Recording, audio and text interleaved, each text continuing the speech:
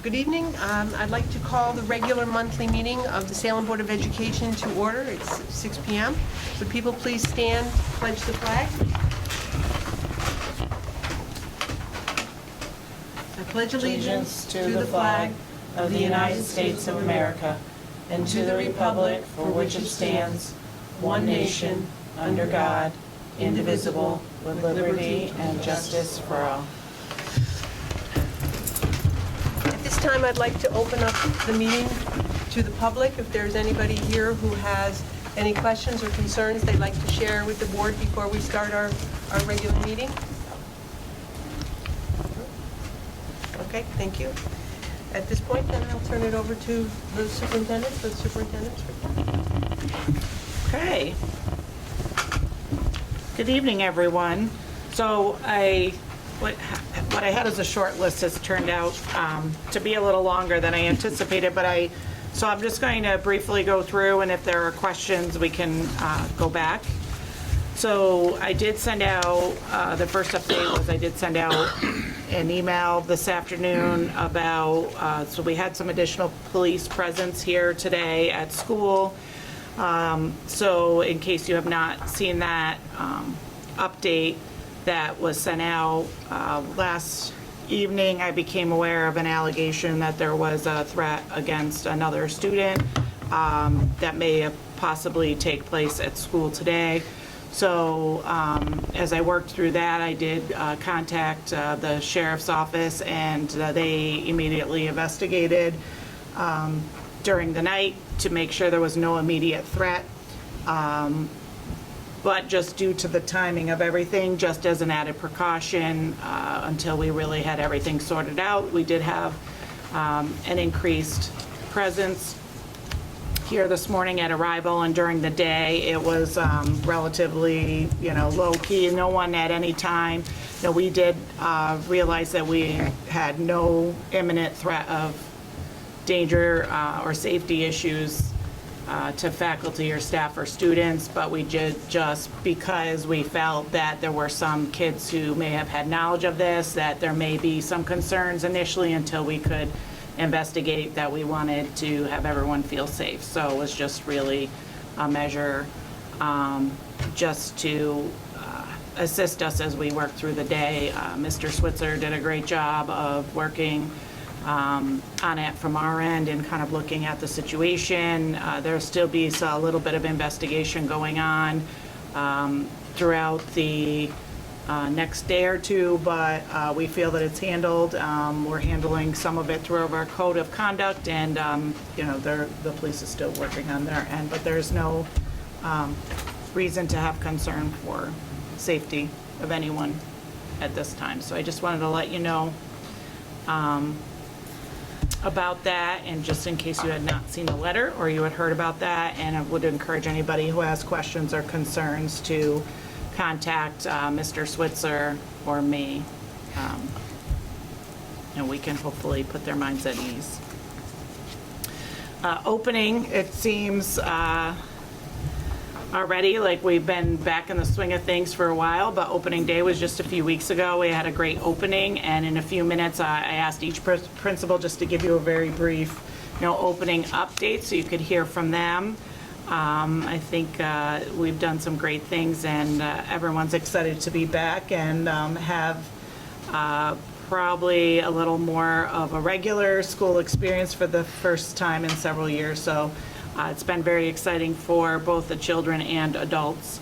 Just something I want to put on your radar is, I'm sure you've been hearing about the healthcare bonus program that will be available to healthcare workers. It's being funded through New York State. We did just get some more solid information today about who is going to be eligible in a Q&A.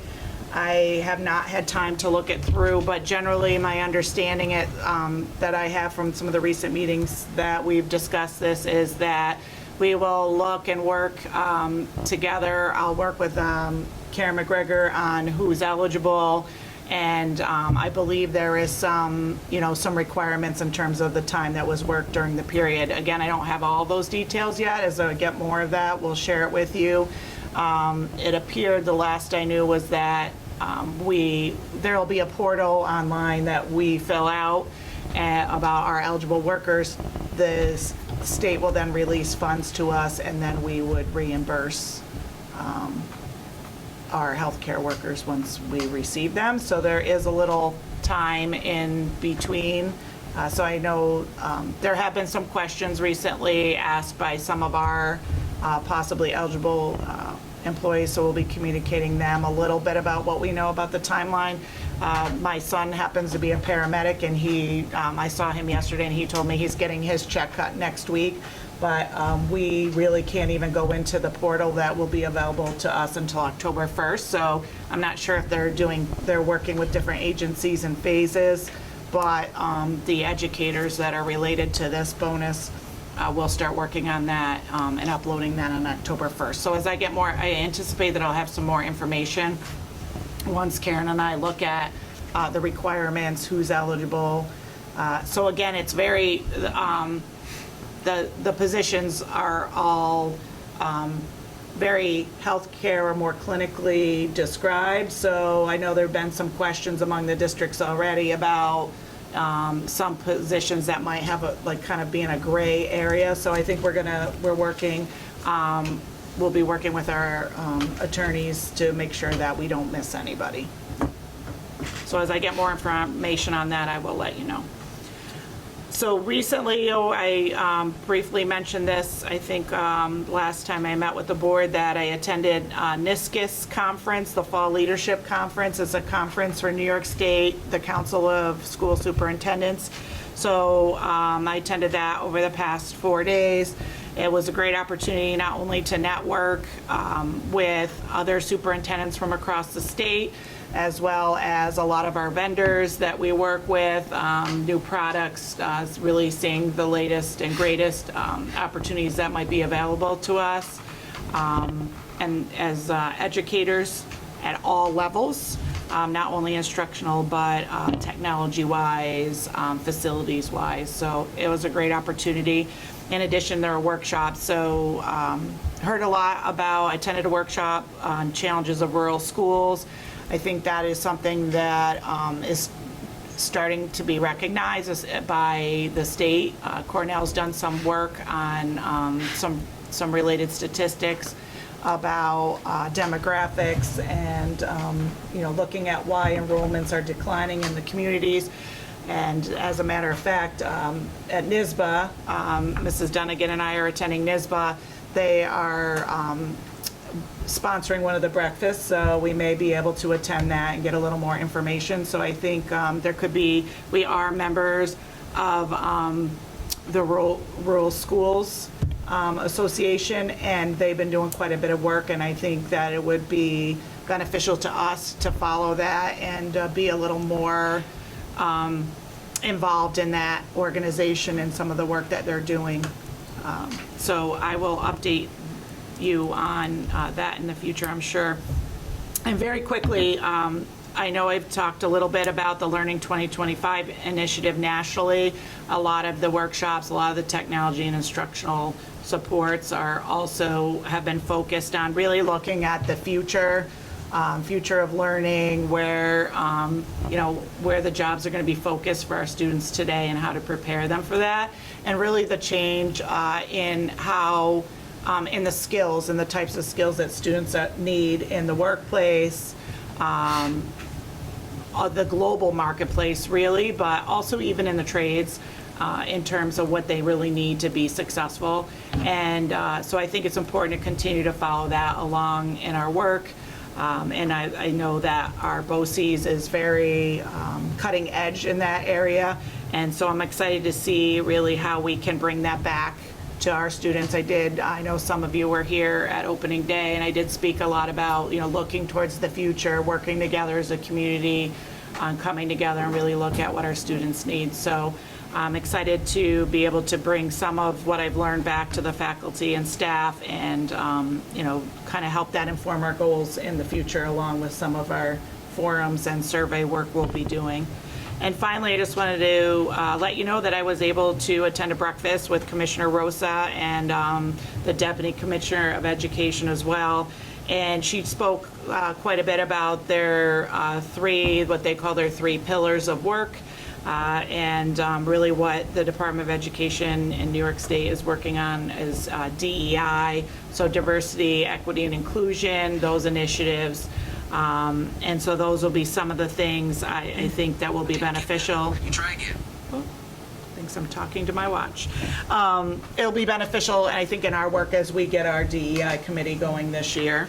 And also the P20 initiative, and really that's the continuum of learner for all New Yorkers.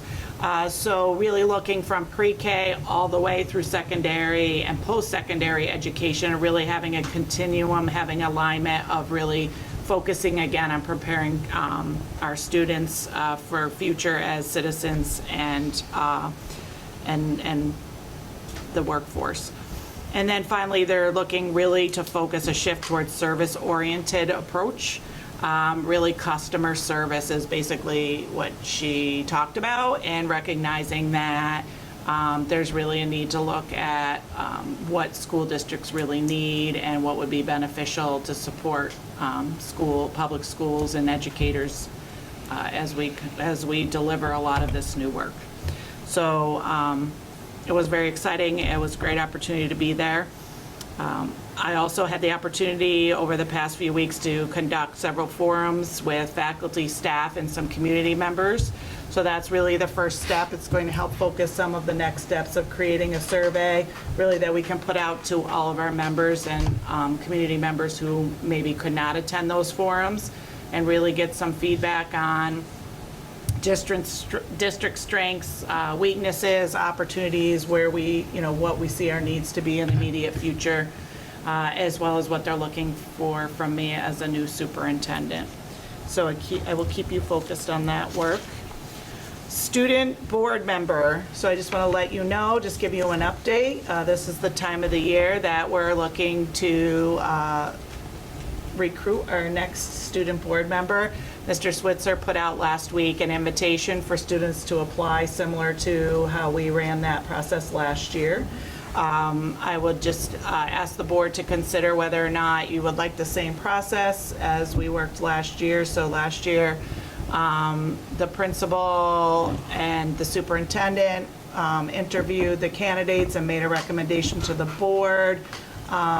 Would one or two board members like to be involved in those interviews, so that you can be a part of that? We welcome the board to be involved if you would like to, since there'll be a member, obviously a non-voting member, but a member of the board. So I think the applications are due at the end of the month? Yes, that's correct. Okay. And so we'd be looking to maybe interview and make a selection so that the board member would be able to join us if it worked out for the October meeting. Have people put it in the back of their heads. Yes. We can pull it up Yes. later. Yes. So we'll talk about that a little more. And finally, I just wanted I included enrollment numbers. I have everything organized in my file. It's right here. I got it. So enrollment numbers for this year. So as you can see, I also included percent change. So overall, we're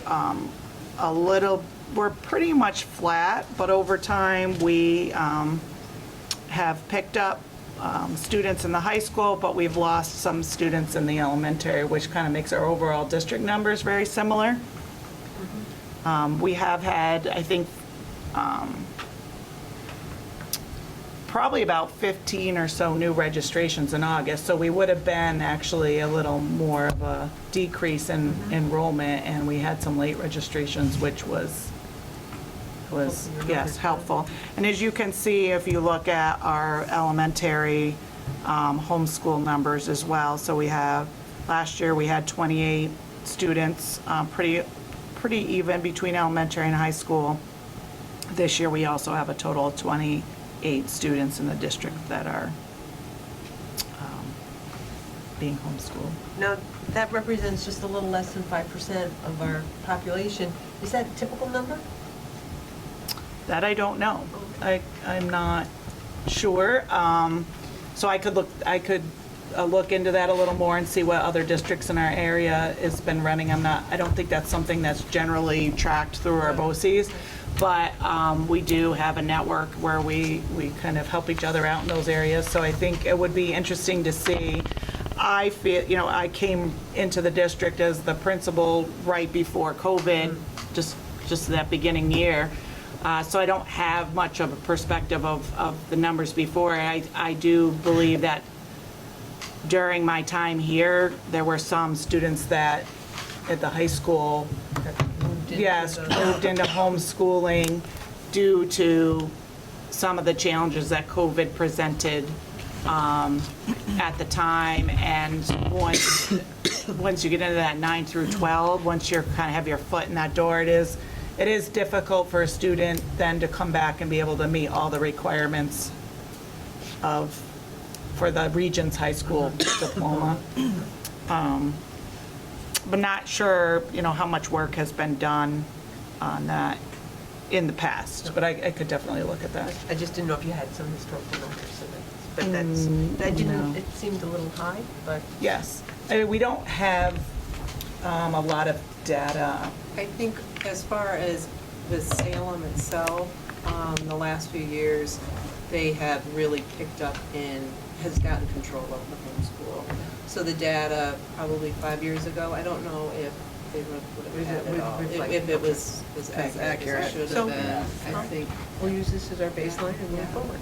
Okay. Thank you. But I for think putting that. I think it would be interesting to look at some other districts in the area.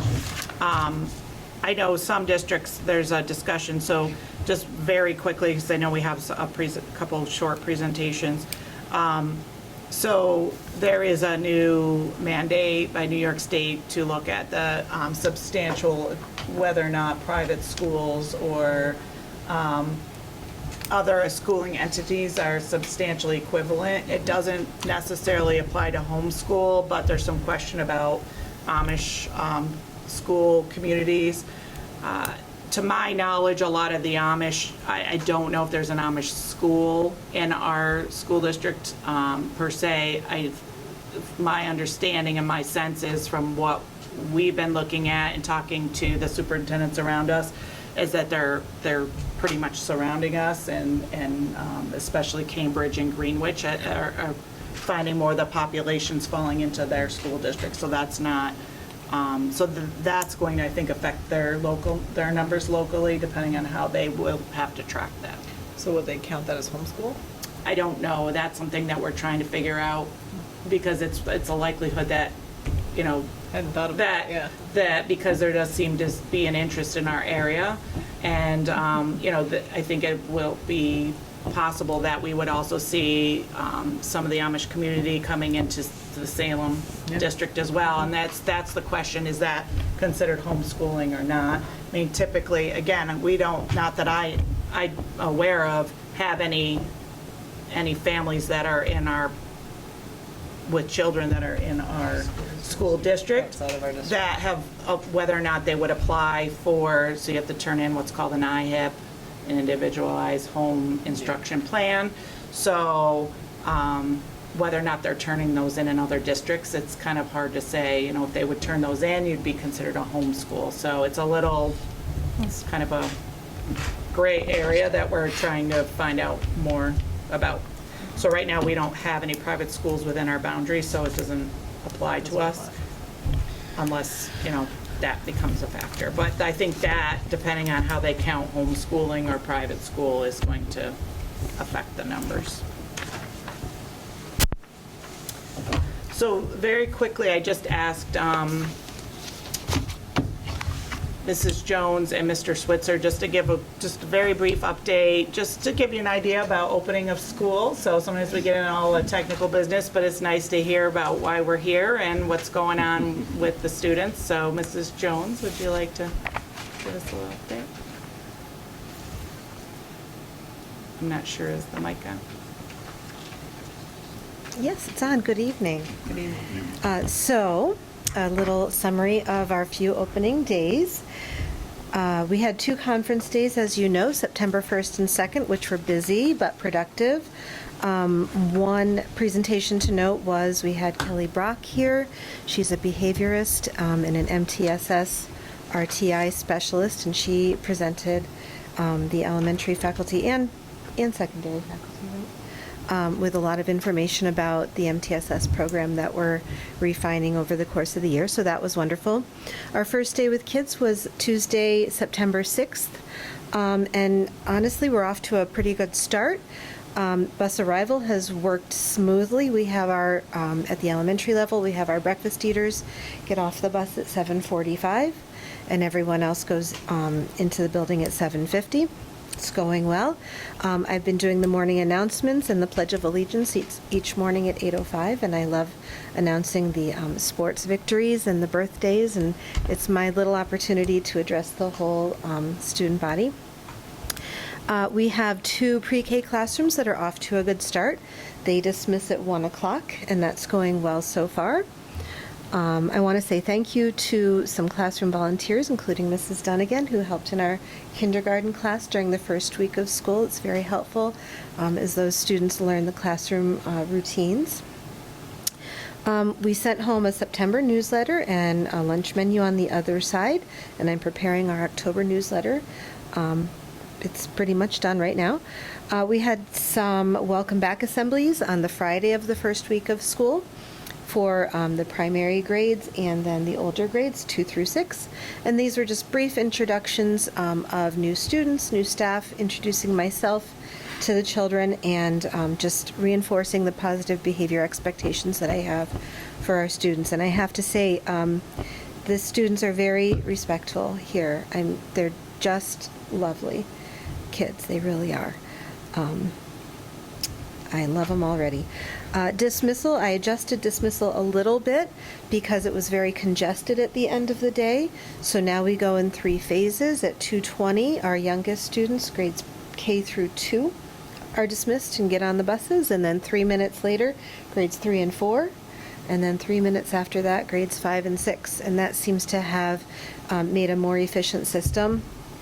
And the buses are able to depart now at about 2:30. So that's not too bad. We had our parent information night at the elementary level last week on Thursday evening. We had about 50% of our elementary parents attended, which is not that bad in the busyness of life these days. So that went well. We've had already 4 fire drills. The students are very well behaved. They've all gone very well so far. Ms. Adams reorganized how we do those a little bit, and I think it's working well so far. I met with the bus drivers on Wednesday, September 7th, to listen to their concerns and suggestions, and that very day we did the required bus evacuation drill in the afternoon, and I just have to tell you, it was really beautiful and inspiring, because as a principal on the second day of school, I thought to myself, oh my gosh, how are we going to do this? We have to evacuate 9 buses, and I'm going to need so many people to help, and what are we going to do? And Joe Wilbur says, okay, no, we're fine, I'll pull them forward. And I'm like, how are we going to get all these children off the bus? We have to take them out the back. And I watched the whole process unfold, and it was beautiful, because the older kids sit in the back. And they open the door, and the older kids get off, and they help every single little one get off the bus. I went to Saratoga, big school, different bus runs, right? Elementary, middle, high. It was just wonderful. And that's what makes a school district like Salem special, right? And the little ones know, we had Don Willie, one of our bus drivers, provide a bus safety program for the children in pre-K through 2 on Monday. And he talked about different safety aspects, and as I was observing the second grade presentation, he said, what does Mr. Willie do? Well, he keeps us safe. Well, what would happen if there was an emergency? The big kids would help us. They just knew it, and I just thought that was so beautiful. So anyhow, Mr. Willie did a very nice job teaching the kids about bus safety, especially about how to cross the road safely at a bus stop. Because some of these kids, because of COVID, they may be in already second grade, but they haven't been on the bus much, or at best it's been sporadic. So he pulled a bus behind the school, and we got them on the bus, and he taught them how to cross the street at his signal only, and they all practiced that. So that was really, really good. Our classroom teachers have started our new Into Reading program. It seems to be going well so far, and I look forward to observing some of those lessons as I do my teacher evaluations starting in October. And we're planning for October. We've got several items on the calendar that you'll see.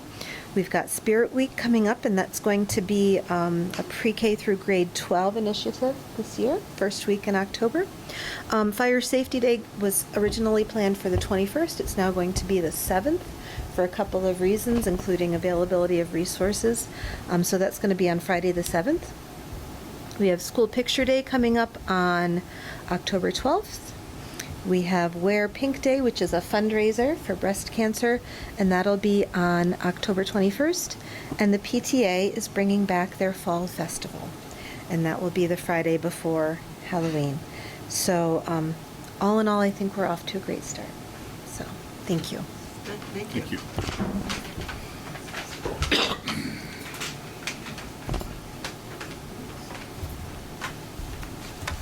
Good evening, everyone. I'm Damian Switzer. Happy to be the interim principal this year at Salem Junior Senior High School. As Mrs. Jones was saying, we're off to an excellent start. I wanted to start off by thanking Paul Jakobek and the custodial staff. They did a great job getting the school ready. I was just amazed how everything came to life over the summer and really shined. And he and his crew worked really hard. So shout out to the custodial staff. Over the summer, while I was getting myself acclimated to Salem Central School, I did get to meet some of the staff. They came in to review their summer curriculum work. So that was nice. The administrative team attended some professional development at BOCES.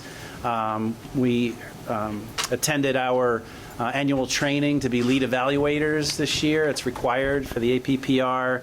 And I sat next to Julie at a presentation by the attorneys just to learn about education law and to make sure our code of conduct is in compliance. So also at the end of the summer, we hosted the annual 7th grade orientation. The 7th grade team of teachers did a great job planning that event for the 7th graders are the class of 2028. I always like to say it that way, and as you can see on the enrollments, that's our largest cohort coming through Salem Central School. So they're a lively bunch, to say the least, but we're getting them acclimated to their new responsibilities as 7th graders in the junior senior high school. And that orientation program was really important. I thought it went well, and it was all teacher driven, and we got to meet the parents and everything, and we had some ice cream at the end, which was great. So on opening day, we were excited to welcome back the students, and this year we embedded homeroom as part of first period. It just makes things roll a lot more smoothly, and a little bit of an extended homeroom on opening day. We issue the Chromebooks and the parent-teacher handbook and acceptable use policy, which has to be signed. But also during opening week, I made a point of meeting with each class. Each grade level met with me here in the library. I was going to have a big assembly in the auditorium, but I'm happy Miss Adams said, no, you should have 6 meetings instead of 2. And I'm glad I did it that way, because it was nice to have those small class meetings. And I always welcome the kids back. I go through expectations, the code of conduct, and how to set goals and how to have a successful school year. So I really enjoyed that. We did that right here. So just a few other updates. We have elected class officers, the advisors, the staff of class advisors are really go-getters. They're definitely doers, and I know we have the class officers in place, and the advisors had a meeting that I attended, and they made a chart and have planned all of the extracurricular activities for the year. Really exciting to bring back things like, homecoming dance. We even talked about the prom, the after prom. We're looking for volunteers, parent volunteers, run our after prom party. So we're excited about all those events. As Mrs. Jones mentioned, we're doing Spirit Week, October 3rd through October 8th. I think, generating some school spirit, it will be a good thing. And I know we have the homecoming football game, a homecoming dance, and I'm really looking forward to seeing cow plop bingo. It's not what I thought it was, but Mrs. Maxwell schooled me, and I can't wait to see that. I'm gonna play. $20 a square. So after prom, for the junior senior high school, open house is October 13th, 6:30 p.m. So we're going to do it in person, and we want the parents to follow an abbreviated student schedule so they can meet all their child's teachers. So that'll be a great event, and we're going to put out some refreshments in the cafeteria. I worked with Wendy Carey on that. So that'll be nice. And just in closing, I wanted to thank Julie Adams, Lori Patrick, our talented administrative team, for helping me to get acclimated. And I think things are going really well. We're off to a strong start. So thank you. Thank you. Mr. Moore is going to give us an update on just our fall sports season. You should have received in your packet just a little, puts me to shame here with all of his bar charts and circle graphs and. But thanks for having me. I just wanted to give you a brief update on fall sports.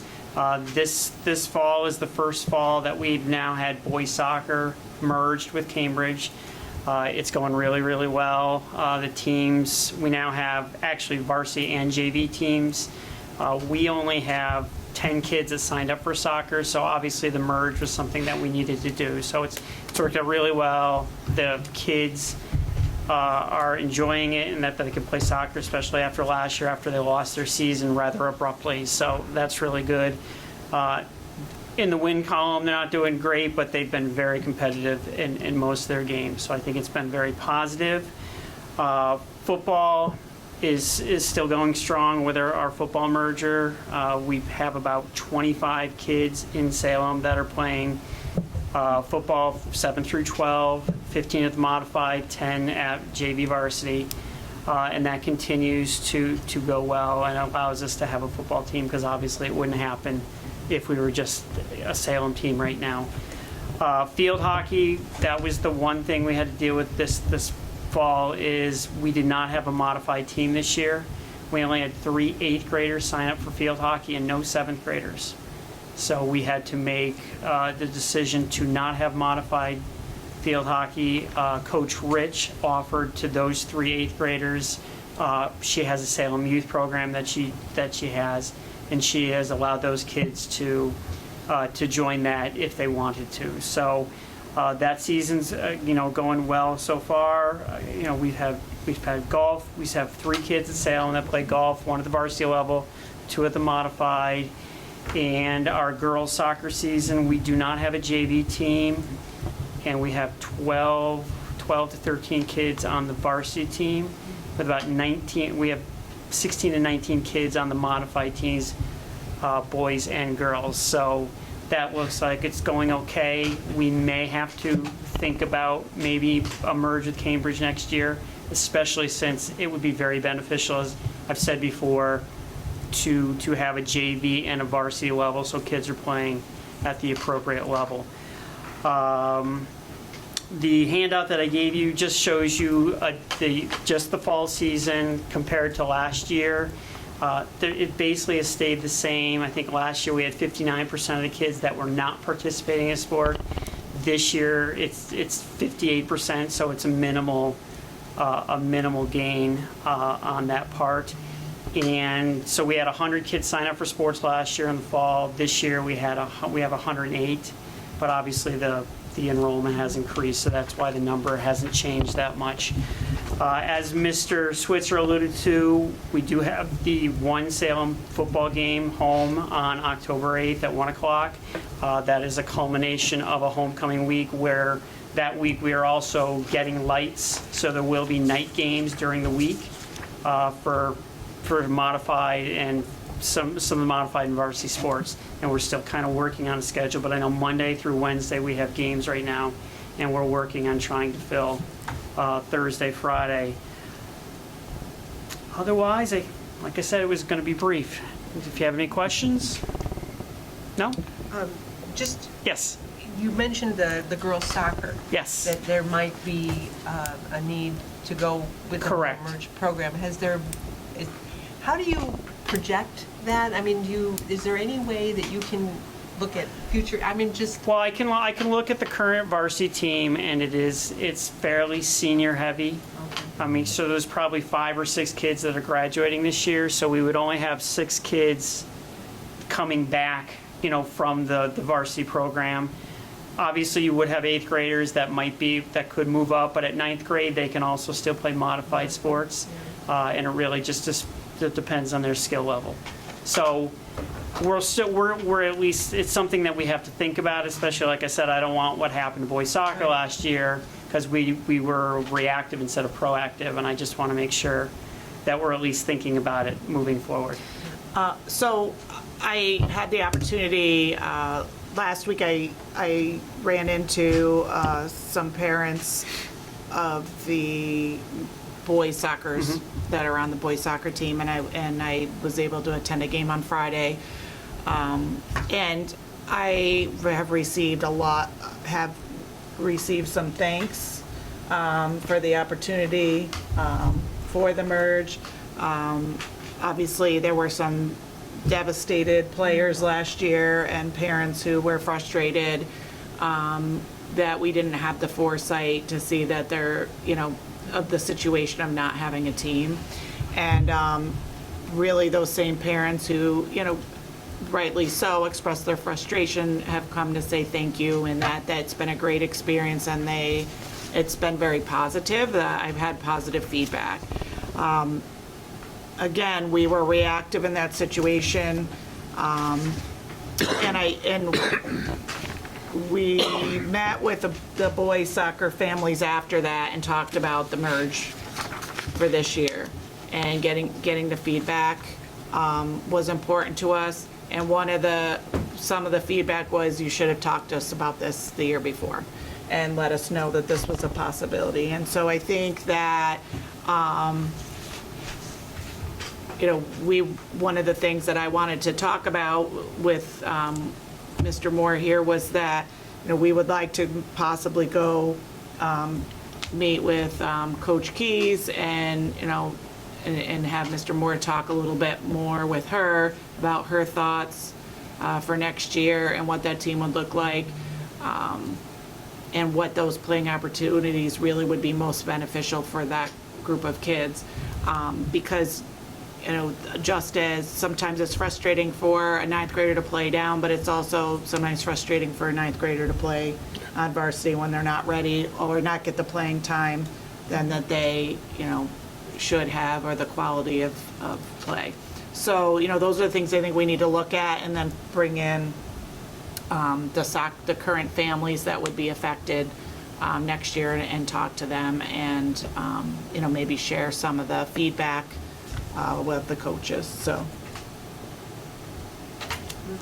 I think that was very good feedback, and it makes sense that, forewarned, Right. at least you can start to think about how, And I make think, those decisions. Yeah. if you look at some of the class, like 7th, 8th grade, 6th grade, I don't know about 6th grade, but 7th and 8th grade is very girl thin, so that may become a problem going forward. right, it is, and then we can share some numbers. We'll be sharing some academic numbers coming up, but that is interesting because we have been looking a little more, and the enrollments are starting to lean. We usually always, and it just always seems to work out that there's that natural balance of close to 50-50, and for the first time in a long, I've never seen it, and I've been in some different districts large and small, and to see that it is definitely, I don't have the exact numbers, but it's definitely heavier with boys. So, I think it is important to have our eye on the girls. I mean, there's a lot of boys. Right. So I think, that would be our next step, if the board would support that, at least to have those conversations. Because I think Cambridge has appreciated if we did reach out to them again, if we do have that interest. I think having those conversations not be rushed. I think, we've appreciated that. We had it both ways last year, and it's definitely, I think, important to make a thoughtful decision. Agreed. In that conversation, will you actually bring in the idea of field hockey as well? Because if we're going to be girl lean in numbers and we're already down to no modified program and we're already merged, are we able to maintain 2 varsity level sports in our fall season? I mean, where does that conversation come in? It's a good question. It's at least something that you think about, especially in a small district. You're just, Right. like you said, you're just going to have kind of the hills and valleys. Talking to Coach Rich recently, she had said, we had no 7th graders sign up for field hockey. So yes, that becomes a concern. But she told me that the 6th grade, she's got a ton of kids. So, I mean, that's something we're going to have to look at that also. We are helped by the merge, but Cambridge gives us 3 to 4 kids per, in this case, JV and varsity. So roughly 6 to 8 kids. So it is something that we might have to look at also. And I think also, typically, sometimes this is affected by league conversations, so, there may be a decision in the league. When I was in the Wasserin for a while, there was a decision for a time that there were gonna be no JV in the fall sports. So that, there could be, not the challenge of, there's only 3 JV teams and who do they play? So everybody in the league commits to that. So I think it's also possibly a conversation to talk to the others in the kind of the field hockey. I mean, we call it a league, but it's, No, it's basically a mix of the A mix, Wasserin and the Adirondack. Right. Because there are Right. very few schools at this point that are playing field hockey. right, how many are there? And it may be a discussion about having, what level teams, maybe it's just a modified and a varsity, or, I think that's important too, because it's a lot of work and a lot of heartbreak if you get together a team and they don't have really anybody to play, or it's a limited play, so. All considerations. Do you want to have comments from, or would you want public comment right now, just so there's someone in the audience is waving? Oh, yes. I realize it's a presentation of the board, and may I ask 2 questions? And if not that. It has to do with the sports, yeah. 2 questions, and whatever the answer may be. 58% participate in those sports. How does that compare to the schools around us? And any idea why they don't? Is there an overshadowing cause, or they just don't? As far as the schools around us, I don't know the exact numbers, to be honest with you. I would think it's fairly similar because I get emails from ADs from the other Adirondack League schools. We don't have, Granville has no modified soccer teams, boys or girls. So I think it's something that you will see throughout. Your second question was what? I'm sorry. More than half don't Oh. participate. Is there an overshadowing reason why, or they just don't? I don't know. We've never done like a survey of why. Right now, it's kind of a just don't. Something to think about moving forward. Again, are there other sports that kids might be interested in that might not, eat their own, so to speak? Like you could do cross-country running and you have a team of 5 kids and be able to compete. Is that something that they might be interested in? Is that something to consider? Something like that. And Mr. Davis, I will piggyback on that answer. I was nervous the first time I saw that number. I thought, oh my goodness, but then you have to take a look at the list of other extracurricular activities that we offer here in the arts and all of the other, there's many other clubs and opportunities for students to become involved. So that the number of students that are involved is really much higher than just this number per sport. Numbers didn't make me nervous, I was just wondering how Yeah. they compared to other schools. Yeah. If they're participating in other clubs, that's the reason they don't participate in sports. And I think that's a That could lot very of the well be. case, that we have a lot of art and music and different other clubs that kids, are using their time, so there. But I thought, oh my goodness, what are kids doing? But they really are being active, so. Thank you for allowing me to.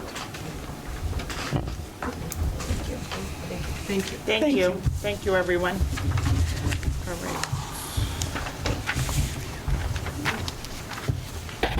right. Yes, so if you're all set? Yeah. We're all set on our ends. Thank you. Mr. Vogel, are you prepared to? Thank you. Thank you for doing this for us.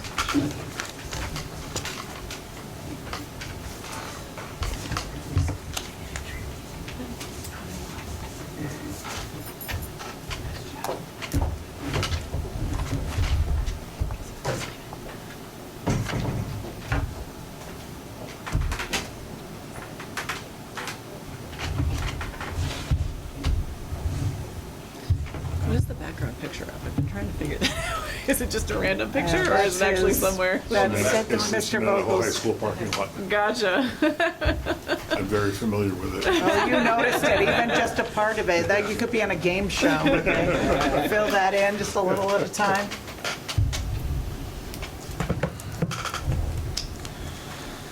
Okay, thank you for having us back, and this is a continuation, I think, of the last meeting. Discussion based upon the remaining funds of the referendum. So this first screen that we have here is just a tally. The first three screens will be a tally, kind of a breakdown of the items that you ask us to look into and put a cost value to them. So this first screen is a overall cost value of the total of the items that you ask us to fund. And as you see in the total referendum line, the bottom colored line, the 9.5 million is more than what you guys have to spend, but it gives you a list of things to look at and choose which ones are more important. And then you have a value added to them that you can think about for future. Also, you'll see across the top, there's a priority 1, 2, 3, 4, 5, 1 being the highest priority, 5 being the least. It's not something that you guys officially put a number to, but I put a number to things based upon the discussions that we've had. Those numbers can change as to whatever you decide. So, second slide. Oh, it seemed to skip. There we go. Second slide at the top, you'll notice that is the primary school building. There are 7 items you asked for, some of which we had from the last time we met. We got a little more specific in their numbers. Number 1 being asphalt paving, that's associated with the connector between the 2 buildings.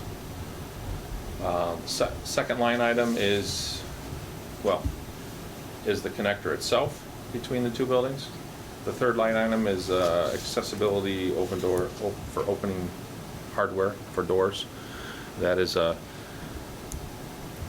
not necessarily a big ticket item, so it's more of a choose it as we go type of thing.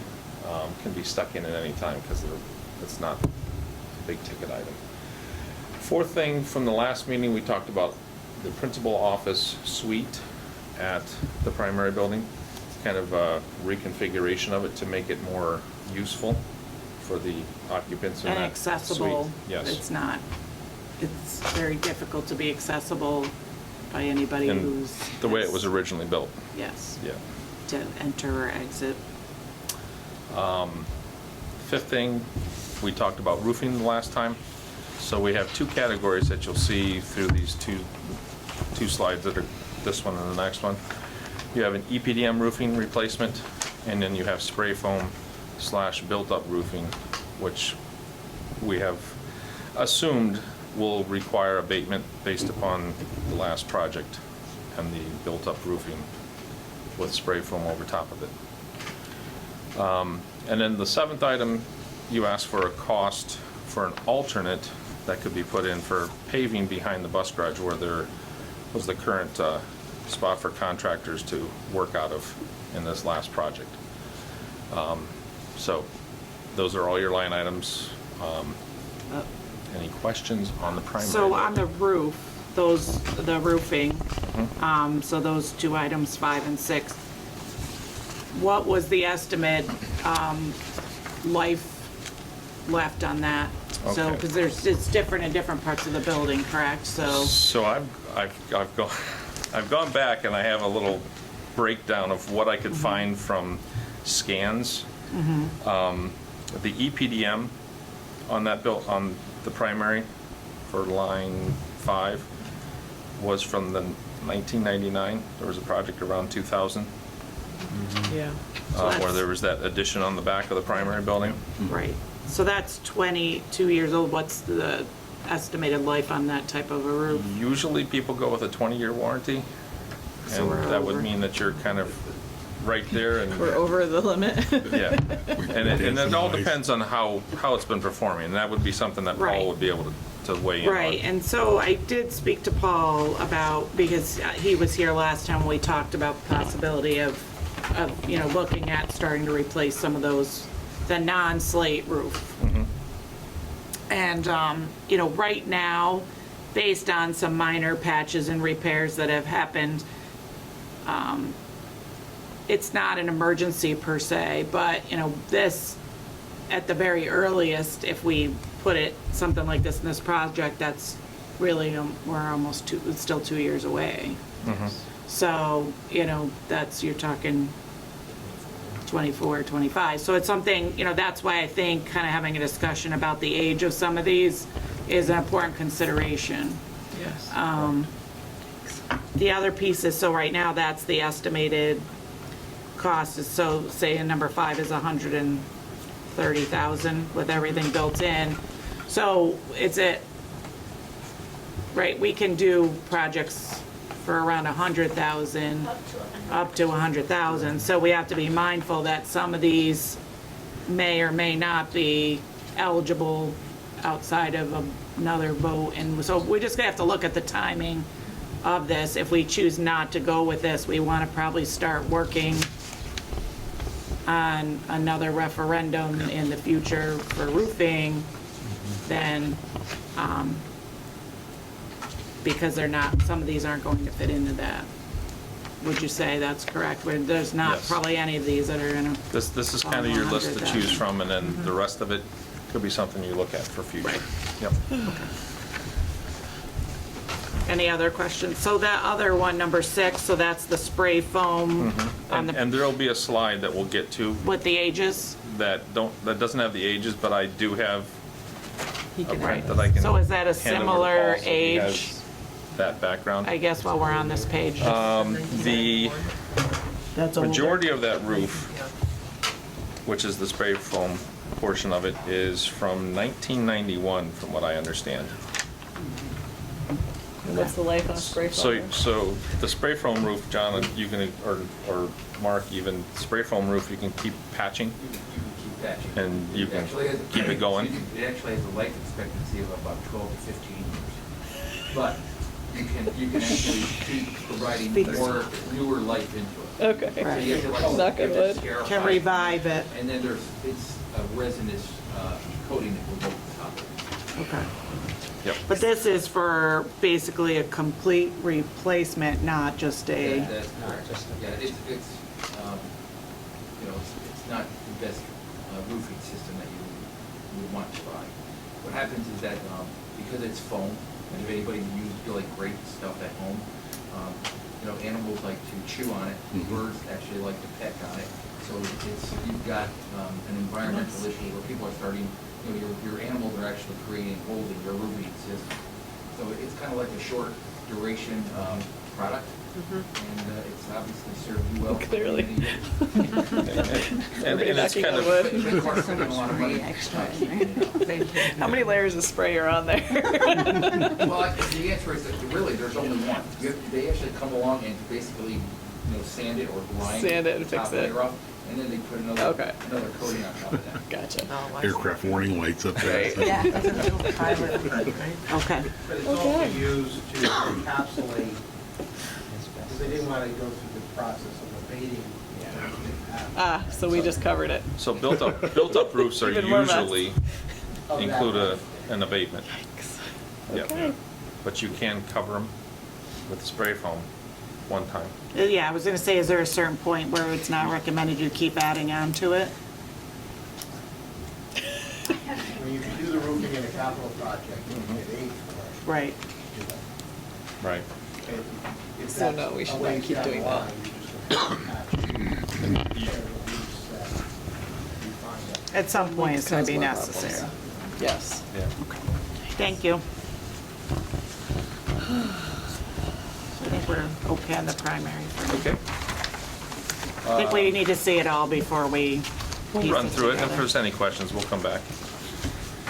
The third slide, we have item 1 being the Breezeway Ramp, which is right down the hallway here to my back, right outside the band room, into this area. Second one, that would be a secure entrance on the west side. That was that This one here? kind of an addition of a vestibule Oh, that one, okay. over on, by the loading dock. Third one, accessible door opening hardware, same kind of line item as we had on the primary. Fourth one, that would be reconstructing of that column stripe paint, handrails. On the front of the building? Yeah, That's, the columns. oh, that is right, that is, thank you. That's really good. I was blanking on what that one was. That was the one that we added from the last project, last time we were here to And that goes with number 10, spruce right? up the columns. The sidewalk. 10 also is that sidewalk that's out front, correct, correct. 5, relocate the high school principal's office suite to room 418. Revise HVAC, lighting, and probably gonna be multiple rooms within that one large classroom. 6, convert the old high school office suite to a new file storage area. There may not be any converting, but we put a price down in case there was something you really wanted done. It may be as simple as we move the people out of there, take the desks out of there, and you guys put bookshelves or whatever you need in there. That, it may be that simple to where you're not really spending the money that's in this line item. 7, secure vestibule on this side, right down here, making that a secure vestibule right outside of the, what could be the new office. 8, back to the Epdm roofing, and then 9, spray foam roofing that is on this building, and 10, you had the front sidewalk out here, and 11, you asked for what would it be for a cost to just do the ramp on the west entrance versus adding that vestibule on, and that's what this reflects. So is that vestibule still in here or no? We took it out? Yes, that's It is. number 2. That's number 2. Vestible's Gotcha. So that would Just making sure. include the ramp and everything. That would, and if you didn't want to do the vestibule and you still want to do the So ramp, this is a- Right. number 11 gives Right. you a line So item. we don't have to, if we do 2, we don't need to add in 11. Correct. Gotcha. Correct. Perfect. Thank you. So I'm just gonna ask my roof questions. Go right ahead. Just so that we're all on the same page about, so this $2.7 million spray foam roof, that one's not as old, correct? Or that is? So, Confused about what page that is in. Okay. on this building that we're currently in, what I found was that was 1987. Older? And then the EPDM parts that are remaining that we did not do already are from the 99 project, the 2000 project, the same as the addition on the elementary. I was afraid he was going to say 1938. So. That would be No, your that's the slate slate. roof that's on this building, Even all yes. these years that they've never had to, wow. So the just- area that's white is slate. The area that's white is slate, so the 1938 slate building, the primary building was a 1954 building. And then the slate that's on the front of this wing is a 1968, just for your references.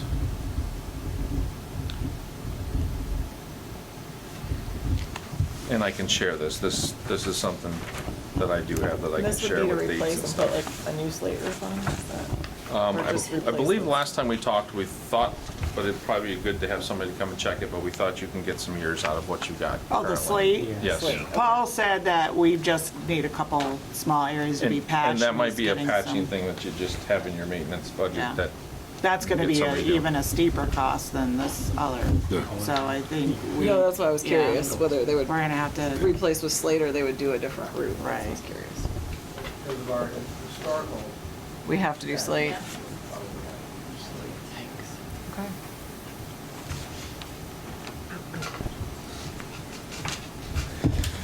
okay, next slide.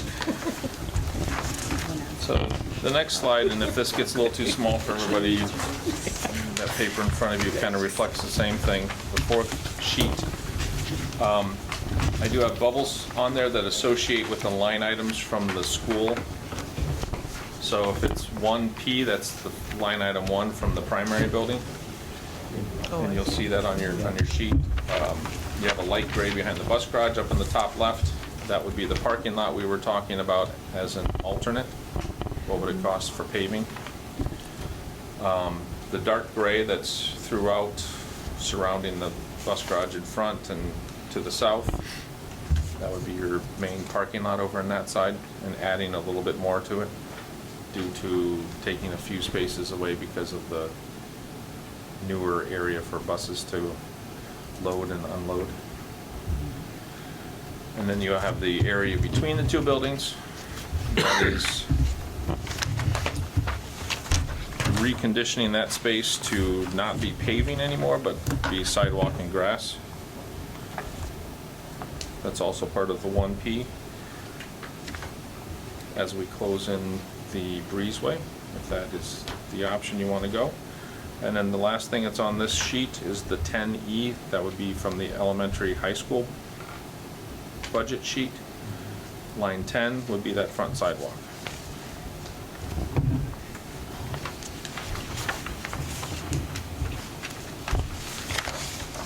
Any questions? going back to the primary school page, you know, really the connector enclosure and now that asphalt paving, that 1 and 2 really has to go together. It's not, can't be really one or the Correct. other. I just So it's separated them Gonna be because one's something site and right. one's Others. not Right. site. Yeah. Yeah.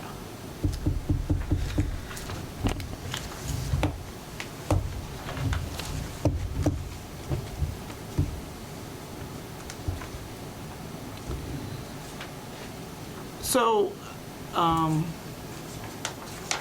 there any other questions on this? I think, you know, just trying to sort this out, it's presented a little differently. I didn't bring my old plans. Yeah. So what originally, without the roofs, I'm not sure how the board is feeling, but I would recommend that with the consideration, which just kind of came to our attention more recently about the roof situation, I would propose not looking at either one. I know it's, the high school side is somewhat of a safety concern of, you know, the entry and security of, you know, the entry, but I just think, you know, taking those 2 suite renovations out right now makes sense. I think we need to weigh, you know, the breezeway enclosure, this, and, you know, the ramps, I think, are important to have, the 2 ramp situations. But then I think then we need to go back to the breezeway if that's something that the board, you know, if we want to continue to consider and present that. You know, I just added up, if we, all the roofing together is about 4.4 million. Yes. For some reason, we really don't get to do anything but a roof. Well, I think it's, Roofing and maybe the ramping. right, and then, you know, do we then come back and, in the future and look at the breezeway? I mean, I think they're Breezeway, you're talking this out here. Not the breezeway, the archway, I apologize, the archway enclosure. I think that the archway needs to be a priority. So I just do to think give you it's a safety, security issue. an understanding, 3 items on the primary sheet that I lumped together just to see what the price was line 1, line 2, and line 4 because of your previous discussions. Those 3 items together is just a little over 2.7 million On which page, I'm sorry? on the primary building. Primary. 1, Yep. 2, and 3. 1, 2, 1, 2, and 4, sorry. 4, correct. And that leaves all the roof off, but I just wanted the main ideas that you were talking about last time. I wanted to see what the cost was. And that's not looking at coming into the high school at all, that I area. still suggest eliminating 4, the principal office suite right now. I don't think that has the same need as some of the other things.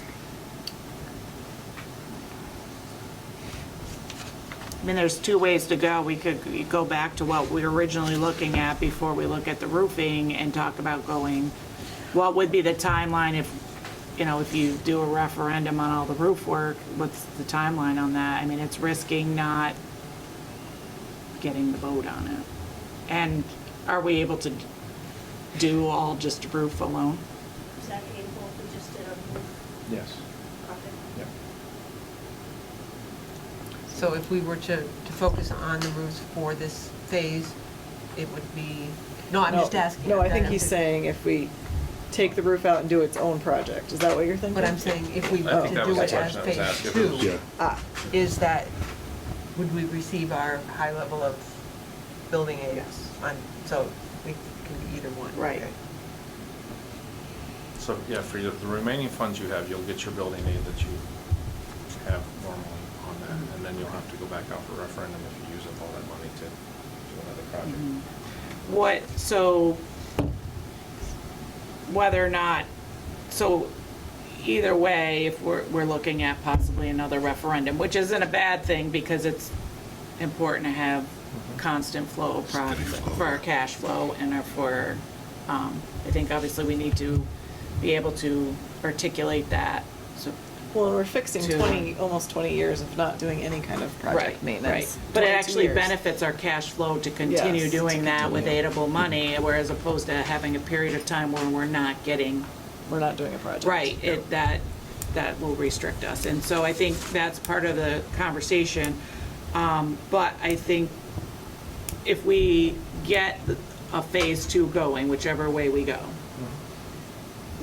and then we realistically can start working on the next one, what would be a projected, I know, STATA can take a long time sometimes, but what would be a reasonable timeline to think, if we said we're gonna put I'm not saying we're putting the roofs up, but just use that as an example.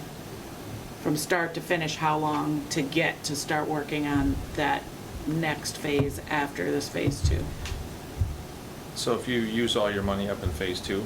Right, and we have to go back out. You probably want to go to your financial advisors and ask them for their recommendation on when your money's falling That's off. exactly what I was thinking. Right. We don't know when the new money is available. We know how much we can spend on this next project and still be within our limit. Right. But we're gonna be getting close to maxing that out, and then I don't know when the money renews, so that'd be. Right, so that's part of the timeline, and then also the process of start to finish, putting together this, presenting it, going to a vote, bidding it out, if the vote passes. That's for the additional past the money you already Right. have, yes.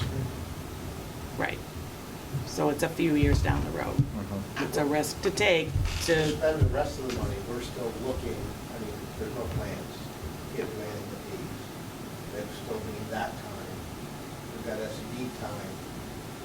So right now, if you said we're gonna do this, this, and this right now, it It's would still be 2 years out. 2024 work. Right. We know that. and then, then the next one, you're talking a few years after that, even if we start planning You now. have the same timeframe if you vote on a referendum next week. You'd be jammed up because we're working on whatever this Right. is now. but- Right, but I'm saying if once we got this going in a year, we started working on another one. We're just trying to look at, right, timings, because I think what's going to come up, if, for example, we say we're considering A or we're considering B, people are gonna say, well, if we don't do the roofs and we do this, what's, you know, how long before we can go back out and get, Time would be to vote sometime on your May vote. right, Because it would take us about 6 months to get our drawings complete. And we've got to do some field work, which is, the prime time for that is over the summer, because that's when the roofs are usually dry. And then once we go to SEV, and we want to make sure that we hit the right bidding cycle so you get the best price for your work. So if you basically look at like a May vote, which they give us anywhere from, 6 to 8, 9 months for drawings and SED review, you're basically coming out in like January, February timeframe, perfect time to ask the contractor for a price. One of the, but we gotta make sure that we know when we'd be able to do that. Correct, right, well, of course. Yeah. I'm giving you the best scenario. Yeah, no, yeah. Right, of timeline, of timing. Correct. so one other thing to consider, and Mark probably will weigh in on this also, if you want to do all the roofing in one summer, it probably is not happening. Right. That's gonna be a stretch. Because there's What we would a lot of have to abatement. do is attack the foam roof that's got abatement associated with it. Start You there. can do it when the students are in there, but it's just way more complicated than that. So we would do this building over the summer, and this isn't gonna be an easy roof to do, because logistical. We could do a roof when the kids are in it, because all you're worried about is whether or not it leaks, and you work second shift and do that. I'm doing that right now, so it's fine. But you could do that. But I don't think we could get it all in one summer unless we bid it like now, and I can find somebody that has the material either. That's the biggest, you can't get insulation. I managed to find a roofer that's doing, in our schools that work, taking care of, they've got 5 of our schools, because he stockpiled it before the crash, and then we had it, like that. And is the recommendation, like with these spray foam roofs, you would do the same thing over again? Or would you do something, you would do something different? You would tear it right down to the metal deck. But if you have a leak before we get to it, No, Paul's yeah, Paul's yeah. already fixed that sometimes, so you do have a way to get it to stop leaking right now. Right. Just so that you don't have to worry that you have to do all this at once is what I'm getting at, I think. So, but I think the question is, are you replacing it with a spray foam roof or some other material? That would be your option, because you could go back with the spray foam roof. What's but the pricing you're giving us on that? Like, what are you What did you giving include us in in that your? This would be a tear off and abatement, and then put EPDM back on. Okay. That is what we usually put on. There are a few districts that are really wanting their spray foam roofs, but there are not that many. Can you just that we explain deal with. EPM? That would be that rubber black Thank you. material that you see. Okay, I just wanted to make sure I knew what we were Yep. talking about. Thank you. Yep. Okay. What the average homeowner calls a rubber roof. Yes, okay, yeah. I just was curious. Right? Yep. And the only benefit to continuing to do a spray foam roof is the fact that you can patch it for 100 years and we can just keep doing it. Even though it had a 20-year warranty. Okay, just Yeah. making sure I'm not a contractor. Usually, insects and animals do not interfere with the rubber roof. It's Yeah. the spray foam roof that you get that pecking and things happening. And what's the life expectancy of that rubber roof? You can get a 15-year, you can get a 20-year, you can get a 30-year warranty on it. We usually recommend the 20. That usually lasts, and I want to say a lot of districts get more than 20 years out of that, Apparently so. because the only thing that's going to leak is a seam usually. But that was back in the old days. Wait a minute, I was a senior when it was put up. And they did I'm do right there it. with you. And they did do it during the school year, and we had buckets lining the hall. Well, that is the thing. If something happens, and it doesn't always happen, but something can happen.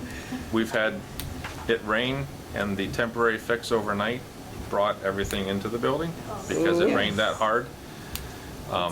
So doing it during school can do, but Doing it, it's Don't not wanna. recommended we've had because, issues, yeah. it happens.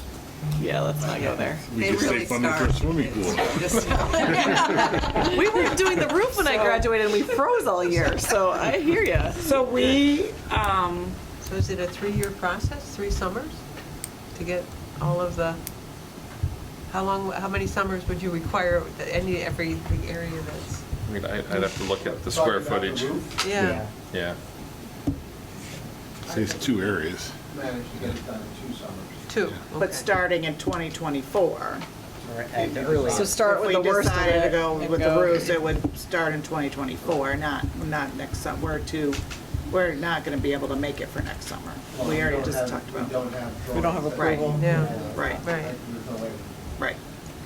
So, Can I Go ahead. interject one other? Yes. Absolutely. So, and I hate to be, cast, showers on this conversation. So the further out we put this, the costs are going to have to get revised. Because right now, we're giving you numbers for construction between now and over the next couple of years. I have no idea whether or not roofing materials are going to rise double, or if they're going to fall, because the conversation of recession, you probably heard it as much as I do, so. Yeah. But I just want to make sure that you're aware of where those numbers can go. That idea is same for anything on this list, Right. not just the Yeah. roofing. What you don't pick for summer of 2024, that price is going to be different when we do get to it. Right. And So- building materials, we have no which way they're going up or down. I'm just thinking out loud, but I think, so when we planned our forum for Monday, that was before we had we really didn't have knowledge of our roofing situation. So, since we're already running tight for next summer, we know we're not making that.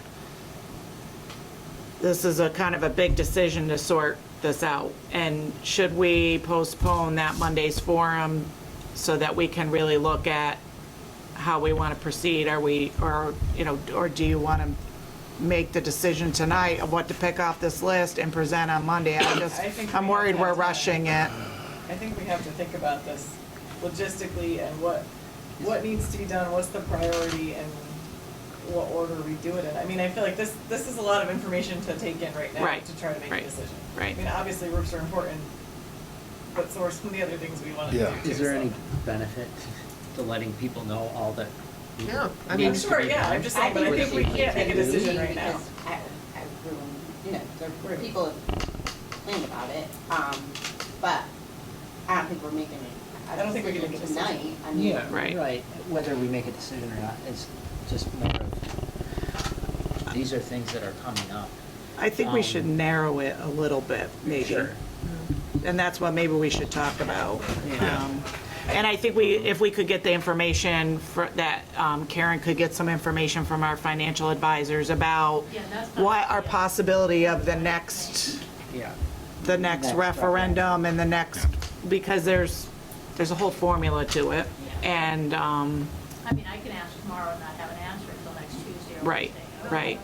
right. Maybe instead of just throwing this out there again, maybe we need some time to think instead of we could have a special meeting to work through this a little more, keep that Monday if we all planned on it, or we could push it out a little longer. That's up to the board, but. I think we're at the point where we need to make a decision. I'm not saying tonight before we walk out of here. Right. But if we continue to get things tossed at us, and obviously they need to be, Right, the longer we push this out, right. the more unstable the prices Right. become. I'm the not more we saying have push to it out discern. long, I'm just saying I don't think we can make a decision right now. I'm not disagreeing with that at all. So- I think that we do need to have some time to digest this, 2 days. Right. And then if we need to call a special meeting to We already have the meeting. We have a meeting We planned just for make that Monday, but as Monday. opposed to just kind of presenting more of our closer to final plan and getting feedback on it, I think that would be more the decision-making, kind of putting the final list together. And then, we could still invite the public, obviously, to come in. But then, I don't know how we want to do it. And then if we want to have another meeting after that to really advertise it and say, this is what we're talking about. Can I just ask one question? Like, this was your building. What would you guys prioritize? Like, what would you say? If I was a board member, what I would think about, you've got this whole shopping list here. Something's gonna have to go to referendum. What's gonna pass? I don't know a district that's never passed a roofing referendum. That's what I'm thinking. Will the other things that are on this list pass? The crossover, a nice, pretty fence, glassed-in entry? Yeah. That stuff, you can do some of these other things because you already have the money and it's kind of in that previous referendum.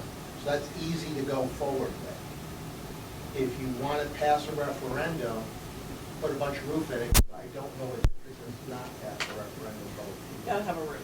Yeah, gotta. And the current, what we currently have for roof, we can continue to patch until we get to that possibly, point, right? Like, Because Don't push the roofing out of it. no, right, but But, we're still patchable as far as that goes until Right. then. You may have some nuisances between now and then, leaks, but every school district does, Right. whether the roof is in or not. Okay. It's just easier to deal with it as a brand new roof that's under warranty. So I think that's the other way you need to look at it. You know, the roof is important. And you can spend the money you have now and then have to battle over the referendum of the other items that didn't pay with the money. Right. That's the And other way that's to what look my at thought, it. And that's, I That think helps. that's- Thank you. And some of the other stuff was originally in some of the plan for the other We referendum. can But that- assume that It's not. the referendum we're already Right. working on. Right, That one piece with the archway was, in the referendum. people were either really for it or really against it. that I don't think would get passed. That I don't think would get passed Going- either. Right, and that's why I really think that that's important. Now that I've heard about the, like I said to you before, when I was not a board member, I didn't think it was important, and I didn't want anything to do with it. But after listening to the discussions on the board and understanding the safety piece behind it, I feel like we really need to do something with that. I mean, I think Mark helps us to have a little bit of perspective. Like, if we Right. can, if we can patch and then 4 years from now, we do a big roof project, Yeah. but we get it out there to voters soon to make sure that we can, Have it in mind. Get it if we can contracted, get the yep. money and get things lined up to make sure a roof is important. I mean, it's something that people are gonna, yes. I would assume, get behind a roof. Right. I mean, we've got a lot of things that aren't roof related here that we can move forward with, not all of it. Right. But we can pick and choose and put those forward. Well, yeah, I think, you know, my suggestion would be, if that's the way we wanted to go, kind of have the roof be a separate, that phase of the roofing, because then we're talking about other roof down the road that we also need to prepare for the slate roof. So, you know, that's another one that will be coming right behind the other roof. So, I think that's about 10, we Yeah. said about 10 years. So we've got time for that. But, you know, originally, those 3 items that we were looking at originally, I still suggest the principal office were added on in that theme, but I just think that those have not been, right, and I don't think, you know, I think we can manage some of the challenges that they currently present. That might be something in the future, but. But another thing to think about is those $100,000 projects. Right. They wouldn't be available to us until the same time frame as this particular project would get out. So we'd have to budget it, but we would budget it for '24.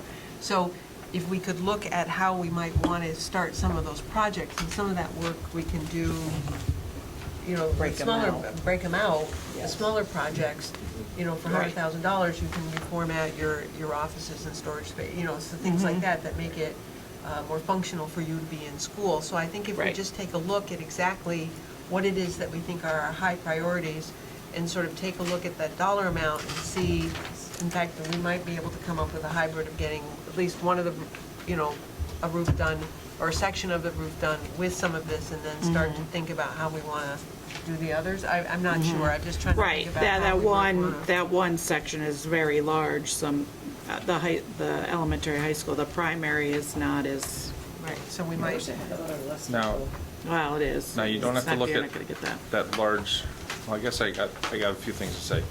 You've kind of got 3 items throughout all this list. One is security, Yes. one is accessibility, and another one is roofing. And that's the majority of your work that's in here. Which, out of those three things, what's important? What's number one, what's number two, what's number three? I think. And secondly, the large 2.7 million for spray foam roofing, that's lumping a very large area together that could be broken into smaller roof areas, because there's multiple heights that you could take. This roof here can be a standalone thing that we could add into a project, could be this project. So there's ways to break that roofing up.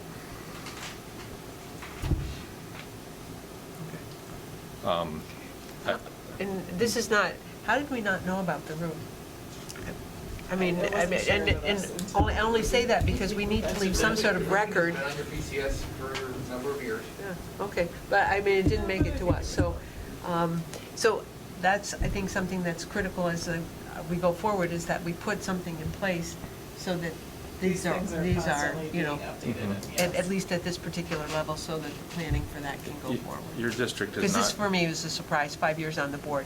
This is the first time I've heard that the roofs are this old. Your district is not unusual for this. All districts let roofs go to like the last minute. That's just the way it happens, because the roof is not the sexy thing in a project. Nobody gets to see it. And the problem is nobody gets to see it when we're done Right. with it. That's right. You don't take anybody There's up no there. dance party up there. It's like the home projects that I hate to do because you never see them. So See what you spent your money on. to give you another idea, if you go to the elementary sheet, the budget sheet, I just took a few line items that you've been talking about in the past. 1, 2, 4, 5, 7, and 10. Those totaled up, give you around 1.6 million. And you put the two buildings together, you're only at 4.4 on So you the s- items that I told you. So you're still not to your number of Can you what repeat have. those on each page? One, So, or which page really, the elementary or the? So that, what I just said was elementary, high school. Okay. Do you want me to go over that again? yeah, Yes, yes. please. Okay, so if you star number 1, 2, 4, 5, 7, and 10, that is about 1.65 million is where you're at on that. Okay. And if you go back to the primary and you start line items 1, 2, and 4, that gets you around 2.77. So I just, And altogether, that's right. 4.4. I feel strongly if we're gonna do that work and do that work in the, with the asphalt, the parking lots, that we need to pave behind the bus garage, because, so, Ann and I haven't really had an opportunity to share. We met with Sue Clary, and Ann could probably articulate this a little better. You kind of have a better understanding of the different land ownership.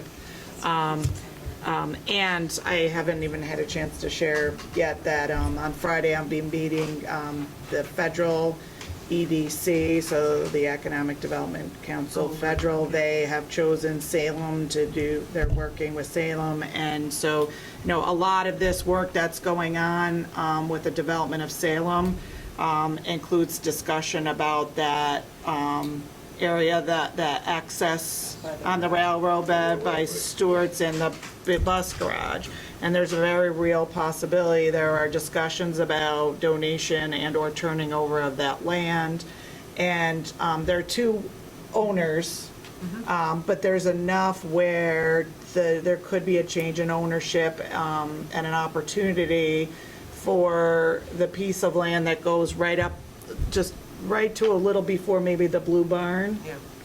And that gets, if there, you know, could be access road at some point, in that it gets us on, gives us a lot of options and opportunities on our own property to have, An That internal, only brings us really to 4.6 million though, if we add that section. but what could happen there, and this is just could you bring that up? What page are you? That should be the fourth one, I think, John. Could you The go first page on our packet, this one, to we the... want, we want to show this Number- page. Go one more sheet back, forward, excuse me. go to the site, You wanna go to this? to the site one, yeah. Right. Do you want to point up there? Yeah, what's coming under discussion is that we in fact may, and it's still, all in the planning stages, but we may actually get physical access that will belong to the school to the back end of that property. And what we were thinking, and it was just, we were throwing ideas out, is that if we could access, say, the parking lot from this side, we could keep that area clear for buses, so we could have incoming traffic in the morning only coming in this way, and then having some sort of walkway into the building.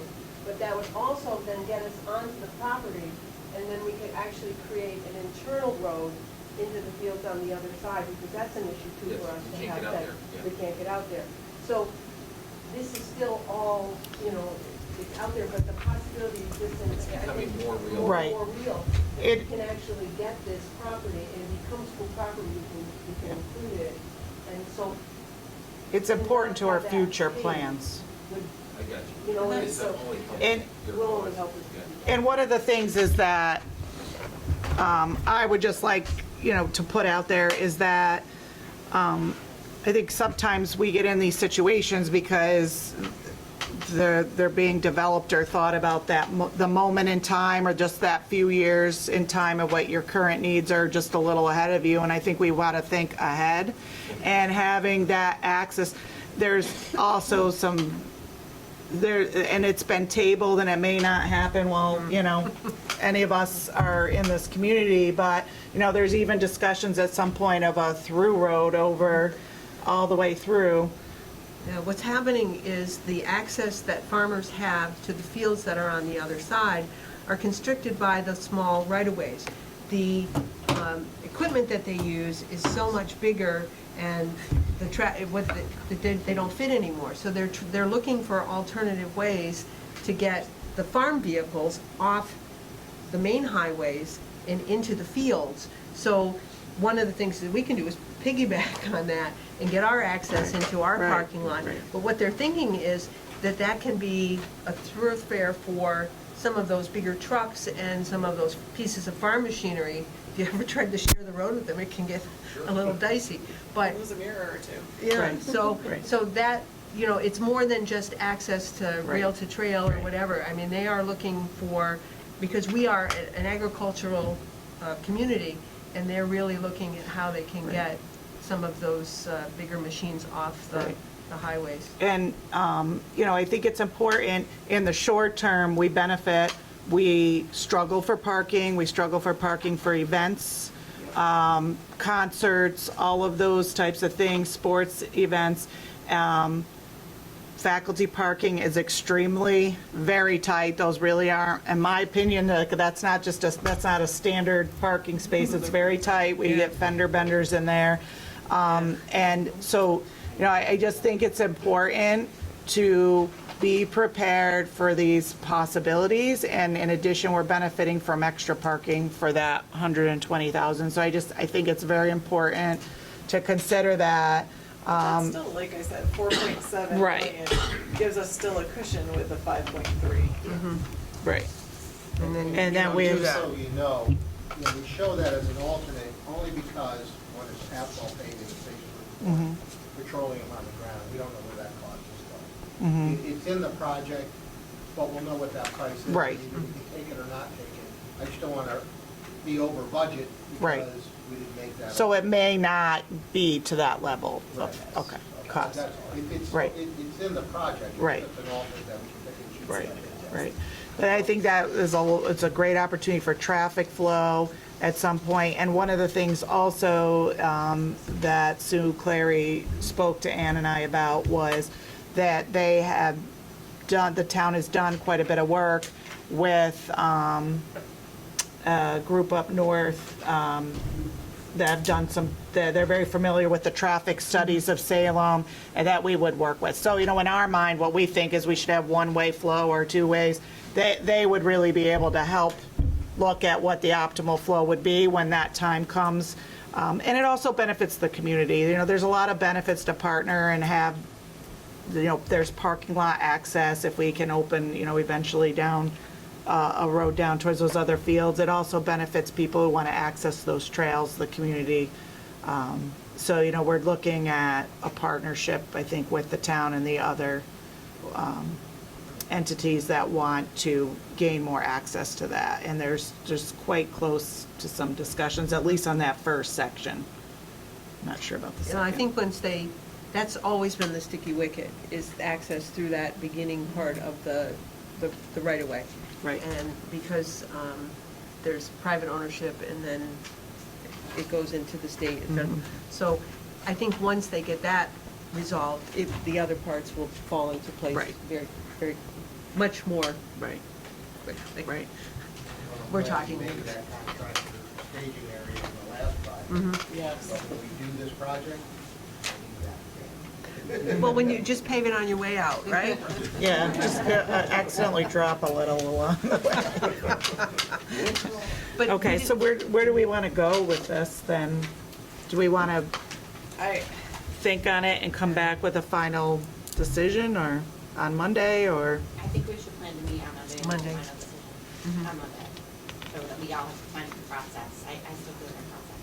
Could you, I don't, Say, we have it on our schedule already, we can come back Monday, that's not a big issue. Okay. If you want us to help. okay. You're not running, Answer screaming questions. yet, I'm impressed.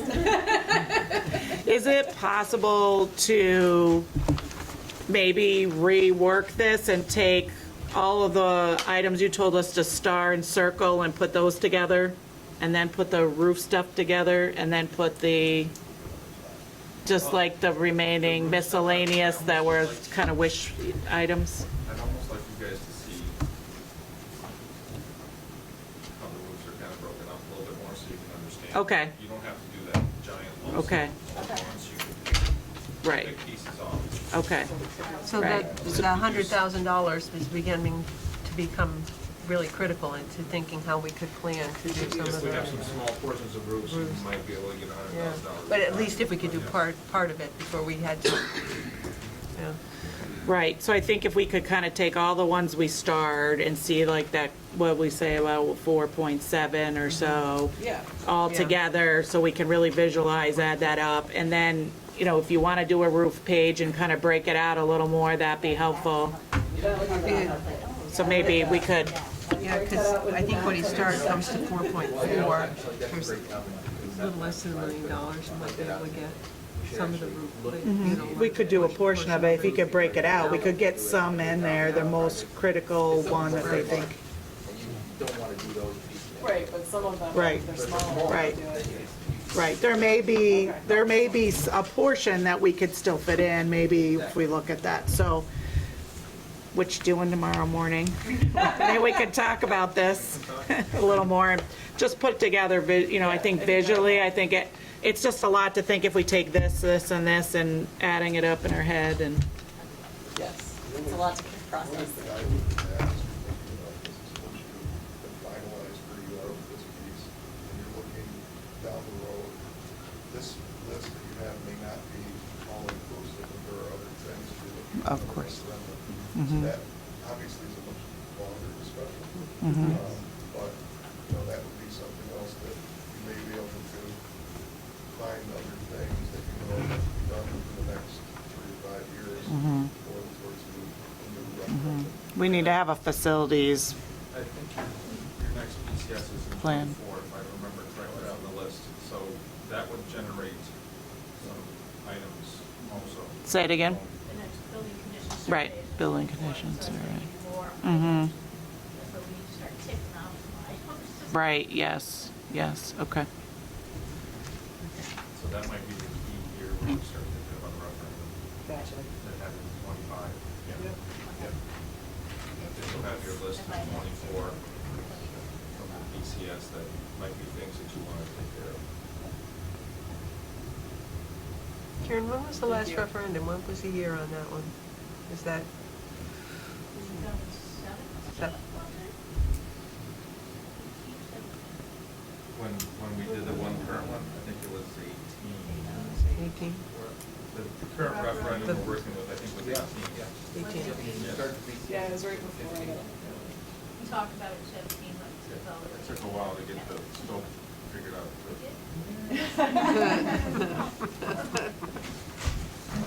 2018. Okay. Thank you. You've given us a lot to think about. All right, so we'll be in touch, make a time for tomorrow. Okay, thank you. Thank you, everybody. Thank you.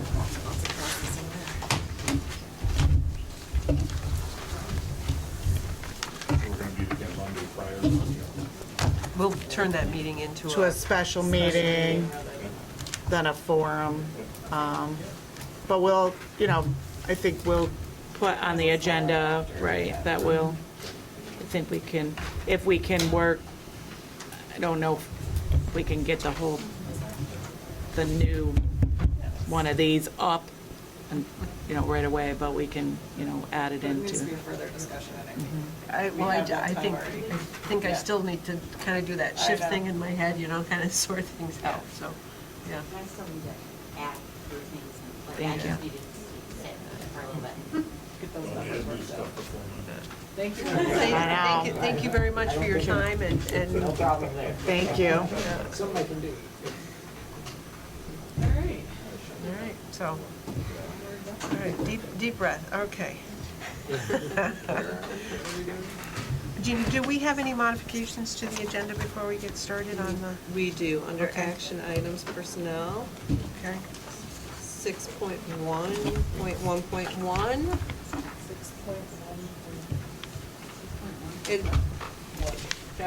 It'll be Madison Hunt. We are actually going to be hiring her into the 611 classroom. As a part-time teacher, yeah. And that has to be because of the different pay scale, so we have to make sure that we identify her. And then, okay. Is that? That is That it. it? That is Okay. it. In 6.1.1.1 Madison Hunt, and we are adding the fact that she will be headed into her assignment will be the 611 classroom. Okay. All right, so, there are 6 items in the consent agenda. Does anybody wish to remove any of those items for discussion or questions? All right, then I'd entertain a motion to accept the consent agenda as presented. Motion by Heidi, second by Peter. All those in favor, please signify by raising your hand. Motion carried, 5-0. Thank you. Okay.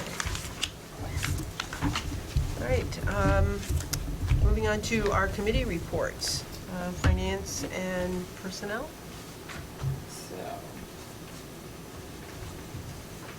All right, we did just a brief building project update. We are working on the final billing. We have about $56,000 of final costs to bill out for this project, and then we can move on to discuss our next phases. Great. So then there'll be some more information we can talk about in executive session. Okay, great. Curriculum? Yeah, I guess I'll go ahead. All right. What did we talk about? That was first meeting, so just kind of trying to get a sense of what the committee is going to be doing and tasked with. I think as board members, we said, we're not here to select it for you and micromanage you.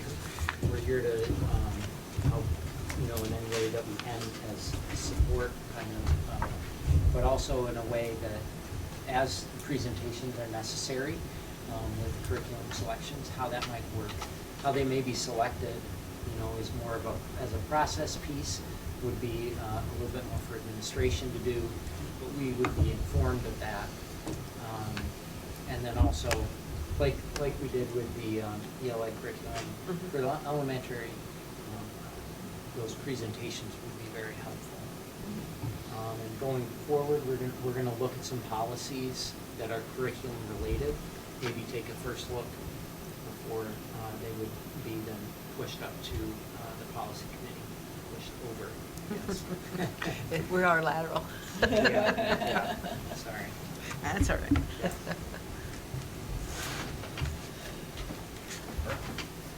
And the policy committee did meet right after the curriculum committee, and we did there was new information that had come out, the actual wording that came out for the open meeting law, and they've got it all precisely laid out for us now, but all of those changes are going to be repealed at the end of the 2024 school year.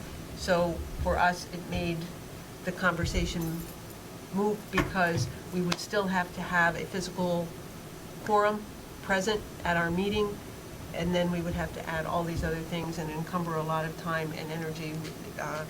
Would have to create transcripts for those meetings that were recorded and all the things that have been in place when there was an emergency declaration. And with the small board, our attendance is really quite good, so I think we felt very comfortable in saying that we would not proceed to add those things, only to take them out in a year and a half. So we are still looking at the non-resident student tuition policy that we have, and we are waiting for an attorney response on a question that we had, so that's continuing, ongoing project. And we did talk to Julie about creating a committee to review the wellness policy, to see just, it's a long policy, we've never really taken a very close look at it, and just to see, you know, how we are as far as compliance with that policy. So if any things needed to be changed. So that took up our time. So any other, okay. And moving on to our action items. If there's no objections, on the first item, we have some approvals. I'd like to combine the three items. Okay, entertain a motion to approve the following: Madison Hunt as part-time teacher aide in the 611 program, Terry Tucker, full-time teacher aide, and Mary Brayton, part-time teacher aide. So moved. Motion by Heidi, second by Dan. Any discussion about the appointments? All those in favor, please signify by raising your hand. Motion carried 5-0. We also have 6 resignations. If there's no objections, I'd like to combine those next 6 items. Entertain a motion to approve the following resignations: Anna Hernandez, the cafeteria worker, effective August 16th. Joe Rogers, bus driver, effective July 1. Glenda Wilcox, bus driver, effective September 1. Misty Lewis, teacher aide, effective August 31. Catherine Buckley, teacher aide, effective September 1. And Kaylin Glass, school counselor, effective September 30. Motion by Heidi, second by Andrea. Any discussion about the resignation? All those in favor, please signify by raising your hand. Motion carried 5-0. We have some substitute appointments. If there's no objections, I'd like to combine the 3. Entertain a motion to approve the following substitute appointments: Joe Rogers as substitute bus driver, effective September 6th. Andy Isom, substitute bus driver, effective September 6th. And Amy Watkins Barnard, substitute teacher, effective September 22nd. Motion by Dan, second by Heidi. Any discussion?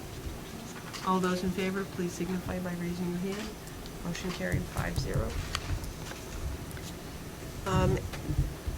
Entertain a motion to approve the following coaching appointment effective for the 22-23 school year: Connor West, JV field hockey. So moved. Motion by Andrea, second by Peter. Any discussion? Well, Connor's going to be a 3-season athlete, Yes, right? yes. There you go. All those in favor, please signify by raising your hand. Motion carried 5-0. We have some advisor appointments. If there's no objection, I'd like to combine the 4 items.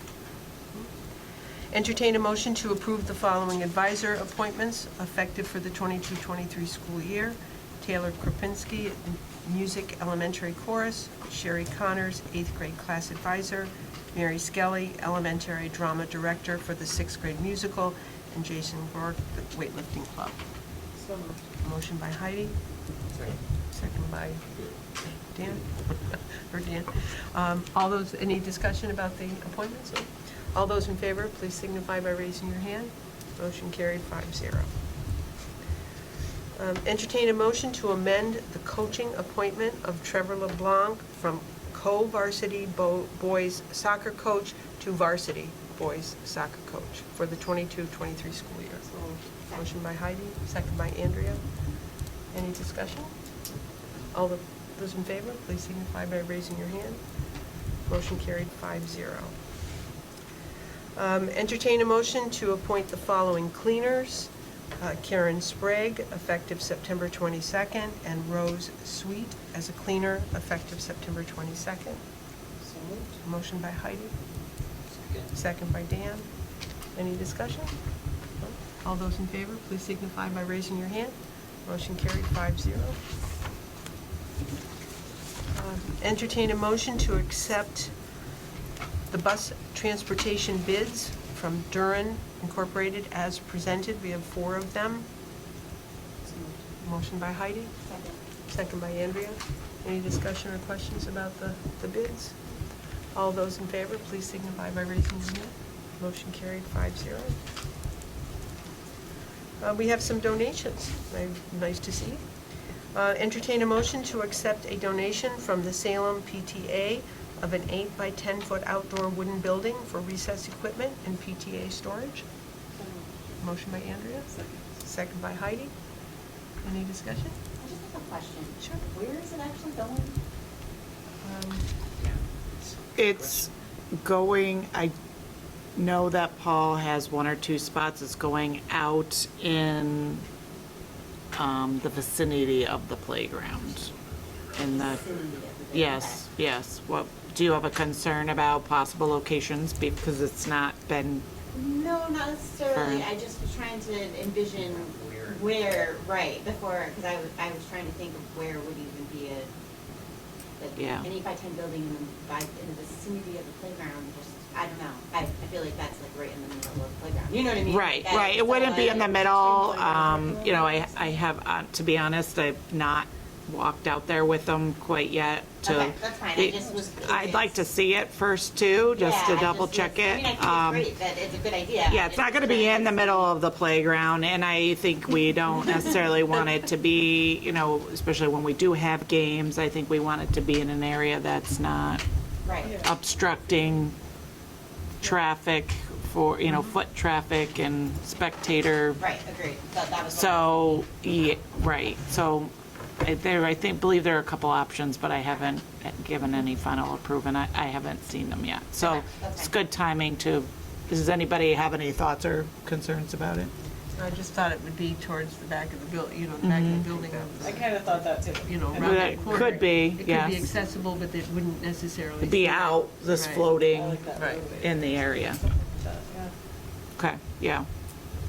I think that would be You know, a rather- good possibility. But they also do need someplace to keep some of that equipment, so. Right, it would be closer, and I think it's a good, it's appreciated. I think it would definitely be helpful. Agreed. And I think there was some discussion, and I think that would require some pre-approval of maybe asking one of Mr. DeSoto's classes, maybe they're going to paint it or stain it, or, Nice. but I think we'll definitely have a little pre-approval of that too, just to make sure it's Sounds good. fitting. Community service. We're still in the initial phases. We don't want to do too much planning until we had the approval. It seemed like there was a little too much, and I thought we should bring it here first and make sure that it was supported. Yeah, no, definitely. Any further questions or concerns? All those in favor, please signify by raising your hand. Motion carried 5-0. And we did have some school supplies donated. Entertain a motion to accept donations of school supplies from school supplies for the K through 6 from the Hebron United Presbyterian Church, and school supplies for general use donated by Hill and Marks. Motion by Dan, or motion by Peter, second by Dan. It's a supply company.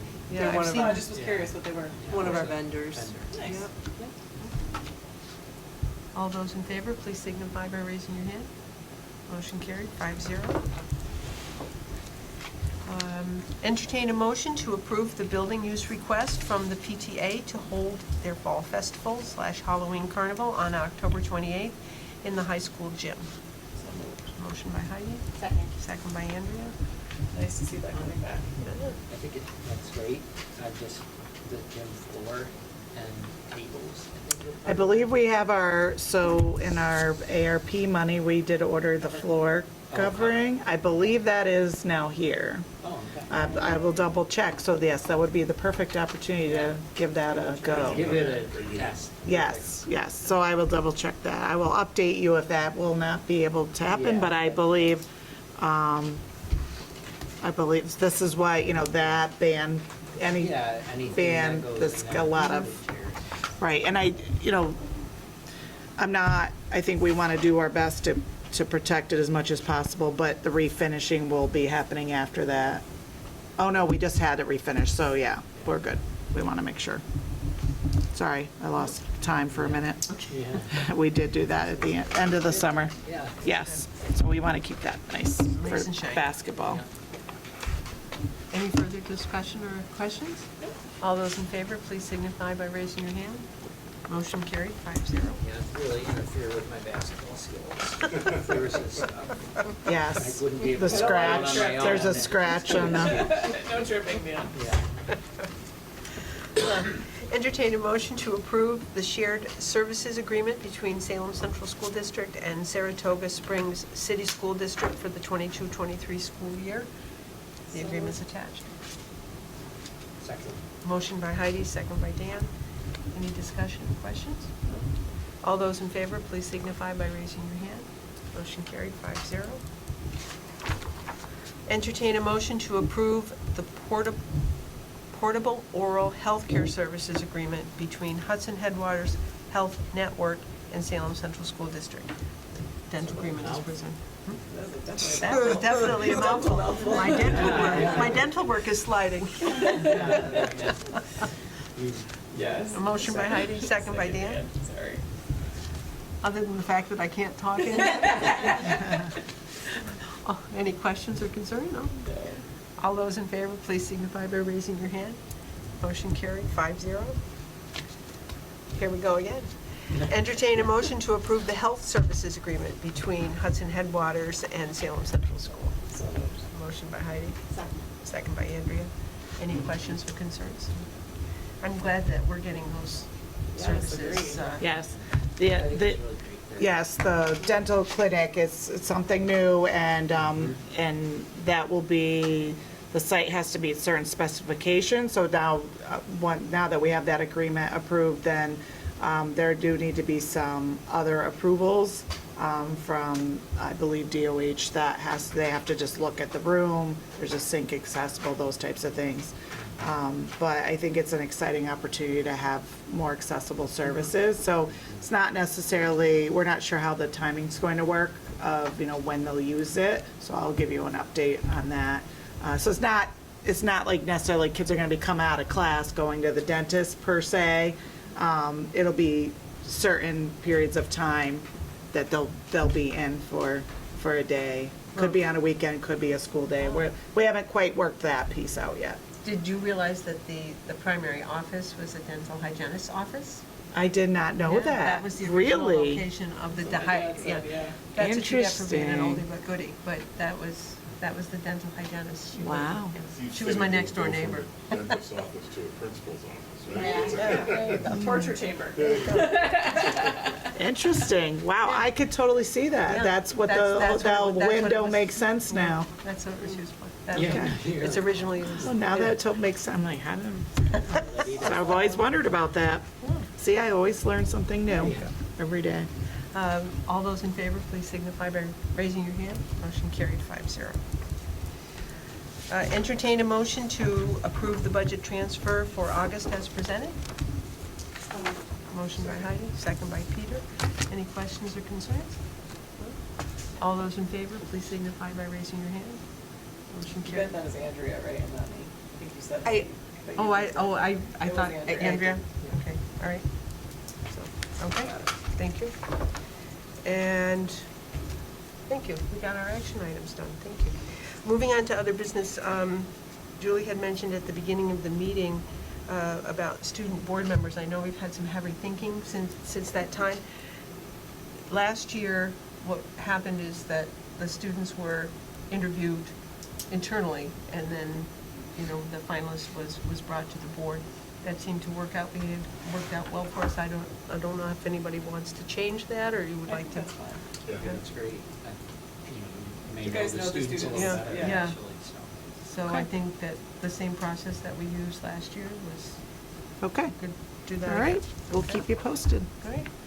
So, is there anything else that people would like to? Okay. Moving on to dates to remember. One of the things I just want to lock down, because again, we have a Monday holiday, is our committee meetings. We moved ours to October 11th. So, are we going to do it on the 3rd? No. Yes. Meant So- to talk to you about that. Okay. Would you be able to do the 5th? The That's 5th? On Wednesday. Okay. Because curriculum's going to be the 5th. Right, Okay. I'm going to be at the conference in Minnowbrook Okay. on that Monday. I won't be back until Tuesday, and that did not work for curriculum, so we thought we could do them back-to-back on Wednesday, Okay, the 5th. that's fine. That's Okay. fine. And so, again, the curriculum will be at 5 and the policy will be at 6. Mhm. Again, the same timeframe. And what time is your finance? 6 o'clock. Or 5 o'clock on the 11th, we said, right? Yep. On the 11th at On 5. the 11th? Yep. At Okay. 5. And October 5th for the other two. I Right. almost Right. did that first when you came in, it was in my mind. Yes. Clearly I did yes. No, and that's perfectly fine. I thought of knew that this morning, that we forgot to update her on that. Yeah. So good, thank you for And then remembering. on the dates thing, she said that October 7th is no fire safety, right? Was that what- Yes, they Yes. changed So it it's not this the week. 21st, it's the Yeah. 7th. Right, Yep. and the 21st is going to be Real Kids Wear Pink Day, and Oh, we're going to do a K through 12, and it's, both of the unions are, kind of spearheading that, the 21st. It's, for breast cancer awareness. There is, it's kind of they're planning some fundraising for donations, to the Breast Cancer Society. We will, I think if it's a hit, I think there'll be a little more future planning. So there are some T-shirts that are out there for nominal cost for faculty and staff, and/or if kids want to buy them, but you can just wear pink. You don't have to buy a shirt, but just looking for ways, especially I think, making another few dollars that maybe could donate. They did a nice job. It has SWA, and on the front says Stronger Together, kind of our slogan for this year, and on the back it says #CountMeIn, Real Kids Wear Pink. So it's kind of cool. But you could just wear, So is that anything gonna be open pink. to students? Yes, Or is it's that- it's gonna be a K-12, and I think they're just kind of worked on the final, we kind of approved the final T-shirt graphic, so I think okay. this should be coming out. I think she actually sent it out faculty and staff today, and we'll see if we can get Amy to about board post it up. members? Oh, yeah, we'll send it to you too, I'll send it to you. There's a quick turnaround on it. Yes, it's just about, I think by the end of next week, but, I think it's on your mind, you buy the shirt, I think it's, That's great. that's, Awesome. I don't think you need a long turnaround time. I think you're kind of in or out, I'm gonna wear different pink. So I think it'll be a kind of our year to kind of figure it out, and then I think it could be a really fun fall community, community thing. We used to do the walk here. They used They to used to. start They used here, to. and we did a walk. Mhm. Breast cancer walk years ago. Yeah, they used to. I don't know if I don't know why they've it done doesn't. it in Yeah, a couple not of in a few years. years. Well, I think another thing that faded away with COVID a little bit, and maybe it'll be coming back, I'm not sure. Homecoming dance, is that 9 through 12? I believe so. Honestly, I don't know off the top of my head. It's a good question. I would think it probably is 9 through 12. I think generally that's what they've been, but I think it's worth a check. So I will double check about that. One thing that we did not talk about up in the opportunity for board to be heard was any future agenda items? I put Okay, it you on have the- one? Yeah, Okay. just wanted to, one of the things that we didn't type in there was topics for future board meetings. So is there anything? Well, the audit will be coming up, so Okay. that'll be a meeting that we'll have to have soon, hopefully. I'm hoping that we can actually, because I'm not going to be here at the October 21st meeting, I have to be away. If the report is ready, I would like to have it presented at a special meeting so we can accept it at the 21st. So Sure. I'll probably upload it after we have the presentation, just so we can hit that timeline of October 15th. I know they're wrapping it up right now. So Awesome. they know that I'm chomping at the bit here, Yeah. so I will keep Julie apprised and let you guys know. So we're in the home stretch. So, Oh, I'm sorry. Oh, go ahead. They'll come to go over the results with us? Yes, Okay. Raymond will. Okay. right, at the And, special meeting. At the So my special hope is if we get it soon enough, I mean, I'm feeling like my trip is here, but it's not. I have enough time. If they get it done, get it presented, we should be able to accept the audit report and the corrective action plan by the 21st. Okay. If not, we'll at least accept the audit. On report, time. And then we'll have the plan ready. So maybe think about, and some possible dates that might work for you, maybe that second week of October. That's what I'm thinking. Um, Get with them and find look out at- what's going on. Yeah, we don't have to decide that now, but just kind of think in the back of your mind that, Okay. The 17th, my flight's on the 18th, so the 17th will be my last day here. So you're out get of it. town, starting 12th? Yeah, I'll be gone that week, but there's a quorum here, so Yeah, well, that's good time, so, yes. when do you leave? 12. The 12th? Is that when you leave? I'm leaving the 17th. Okay. She's at the end of the week. Well, we had and the 11th doesn't work for you after 6, correct? Right, that's why we're doing the Right. finance personnel. Yeah. But if we had to move the finance committee meeting, we could. We to could fit move to make that. The audit work, whatever has Right. to happen. If we had to do that one at 5 to make it work or whatever. Would that take more than an hour? Oh, no. It's usually an hour. They go So- through the Yeah, I mean, we're talking, you guys that have been at the, Yeah. been there, when Yeah. they presented, it's not even a half hour. Right, we started at 5 and then Right. have time to do that and then have a discussion and then be ready, so it doesn't take that long. So tentatively, maybe take a look at would the 11th at 5 work for everybody, and then if we have to I mean, that's gonna be a big chunk of the finance discussion anyways, right? well, it might be better afterwards, then we can kind of talk about the action plan Yeah, piece, that's right? perfect. Would be for in the finance piece, maybe? Yep. That's fine. Be nice to knock that off on time. Yay. Yeah, but, yeah.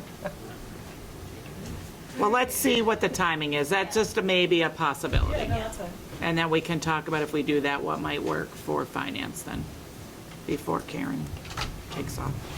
And right now, my focus is getting that published and presented to you guys. We'll get there, I mean, Agreed.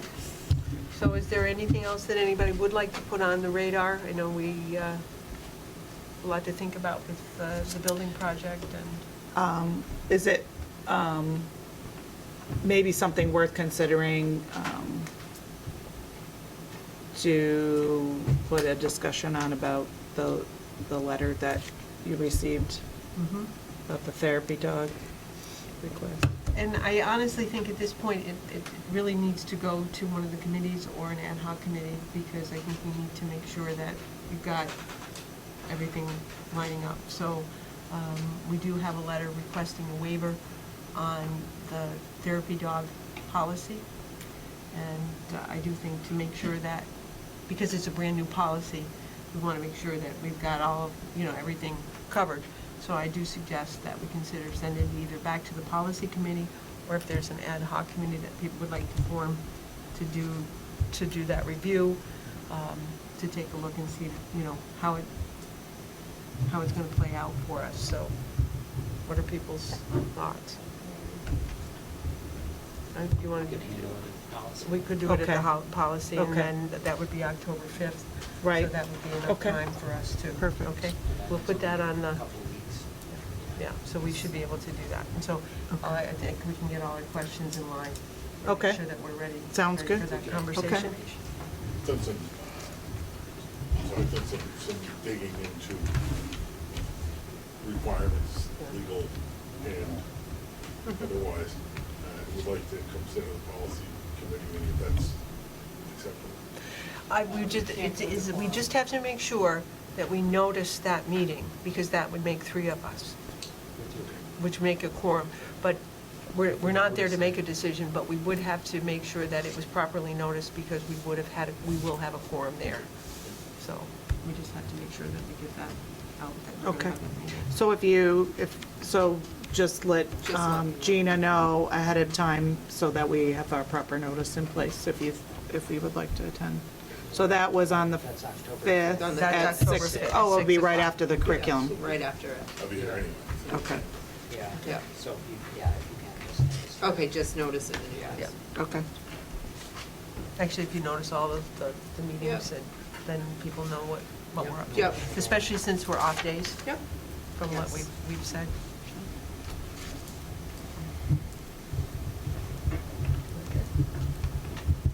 Any other topics?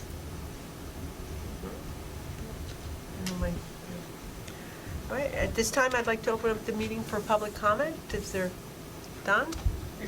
Don Davis, Hebron resident, for those who may not have run into me before. No longer have students in school. 3 comments, if I may. I do thank the board for its latitude. I do realize presentations to the board are generally not open for public commentary. Thank you for allowing me to ask 2 questions.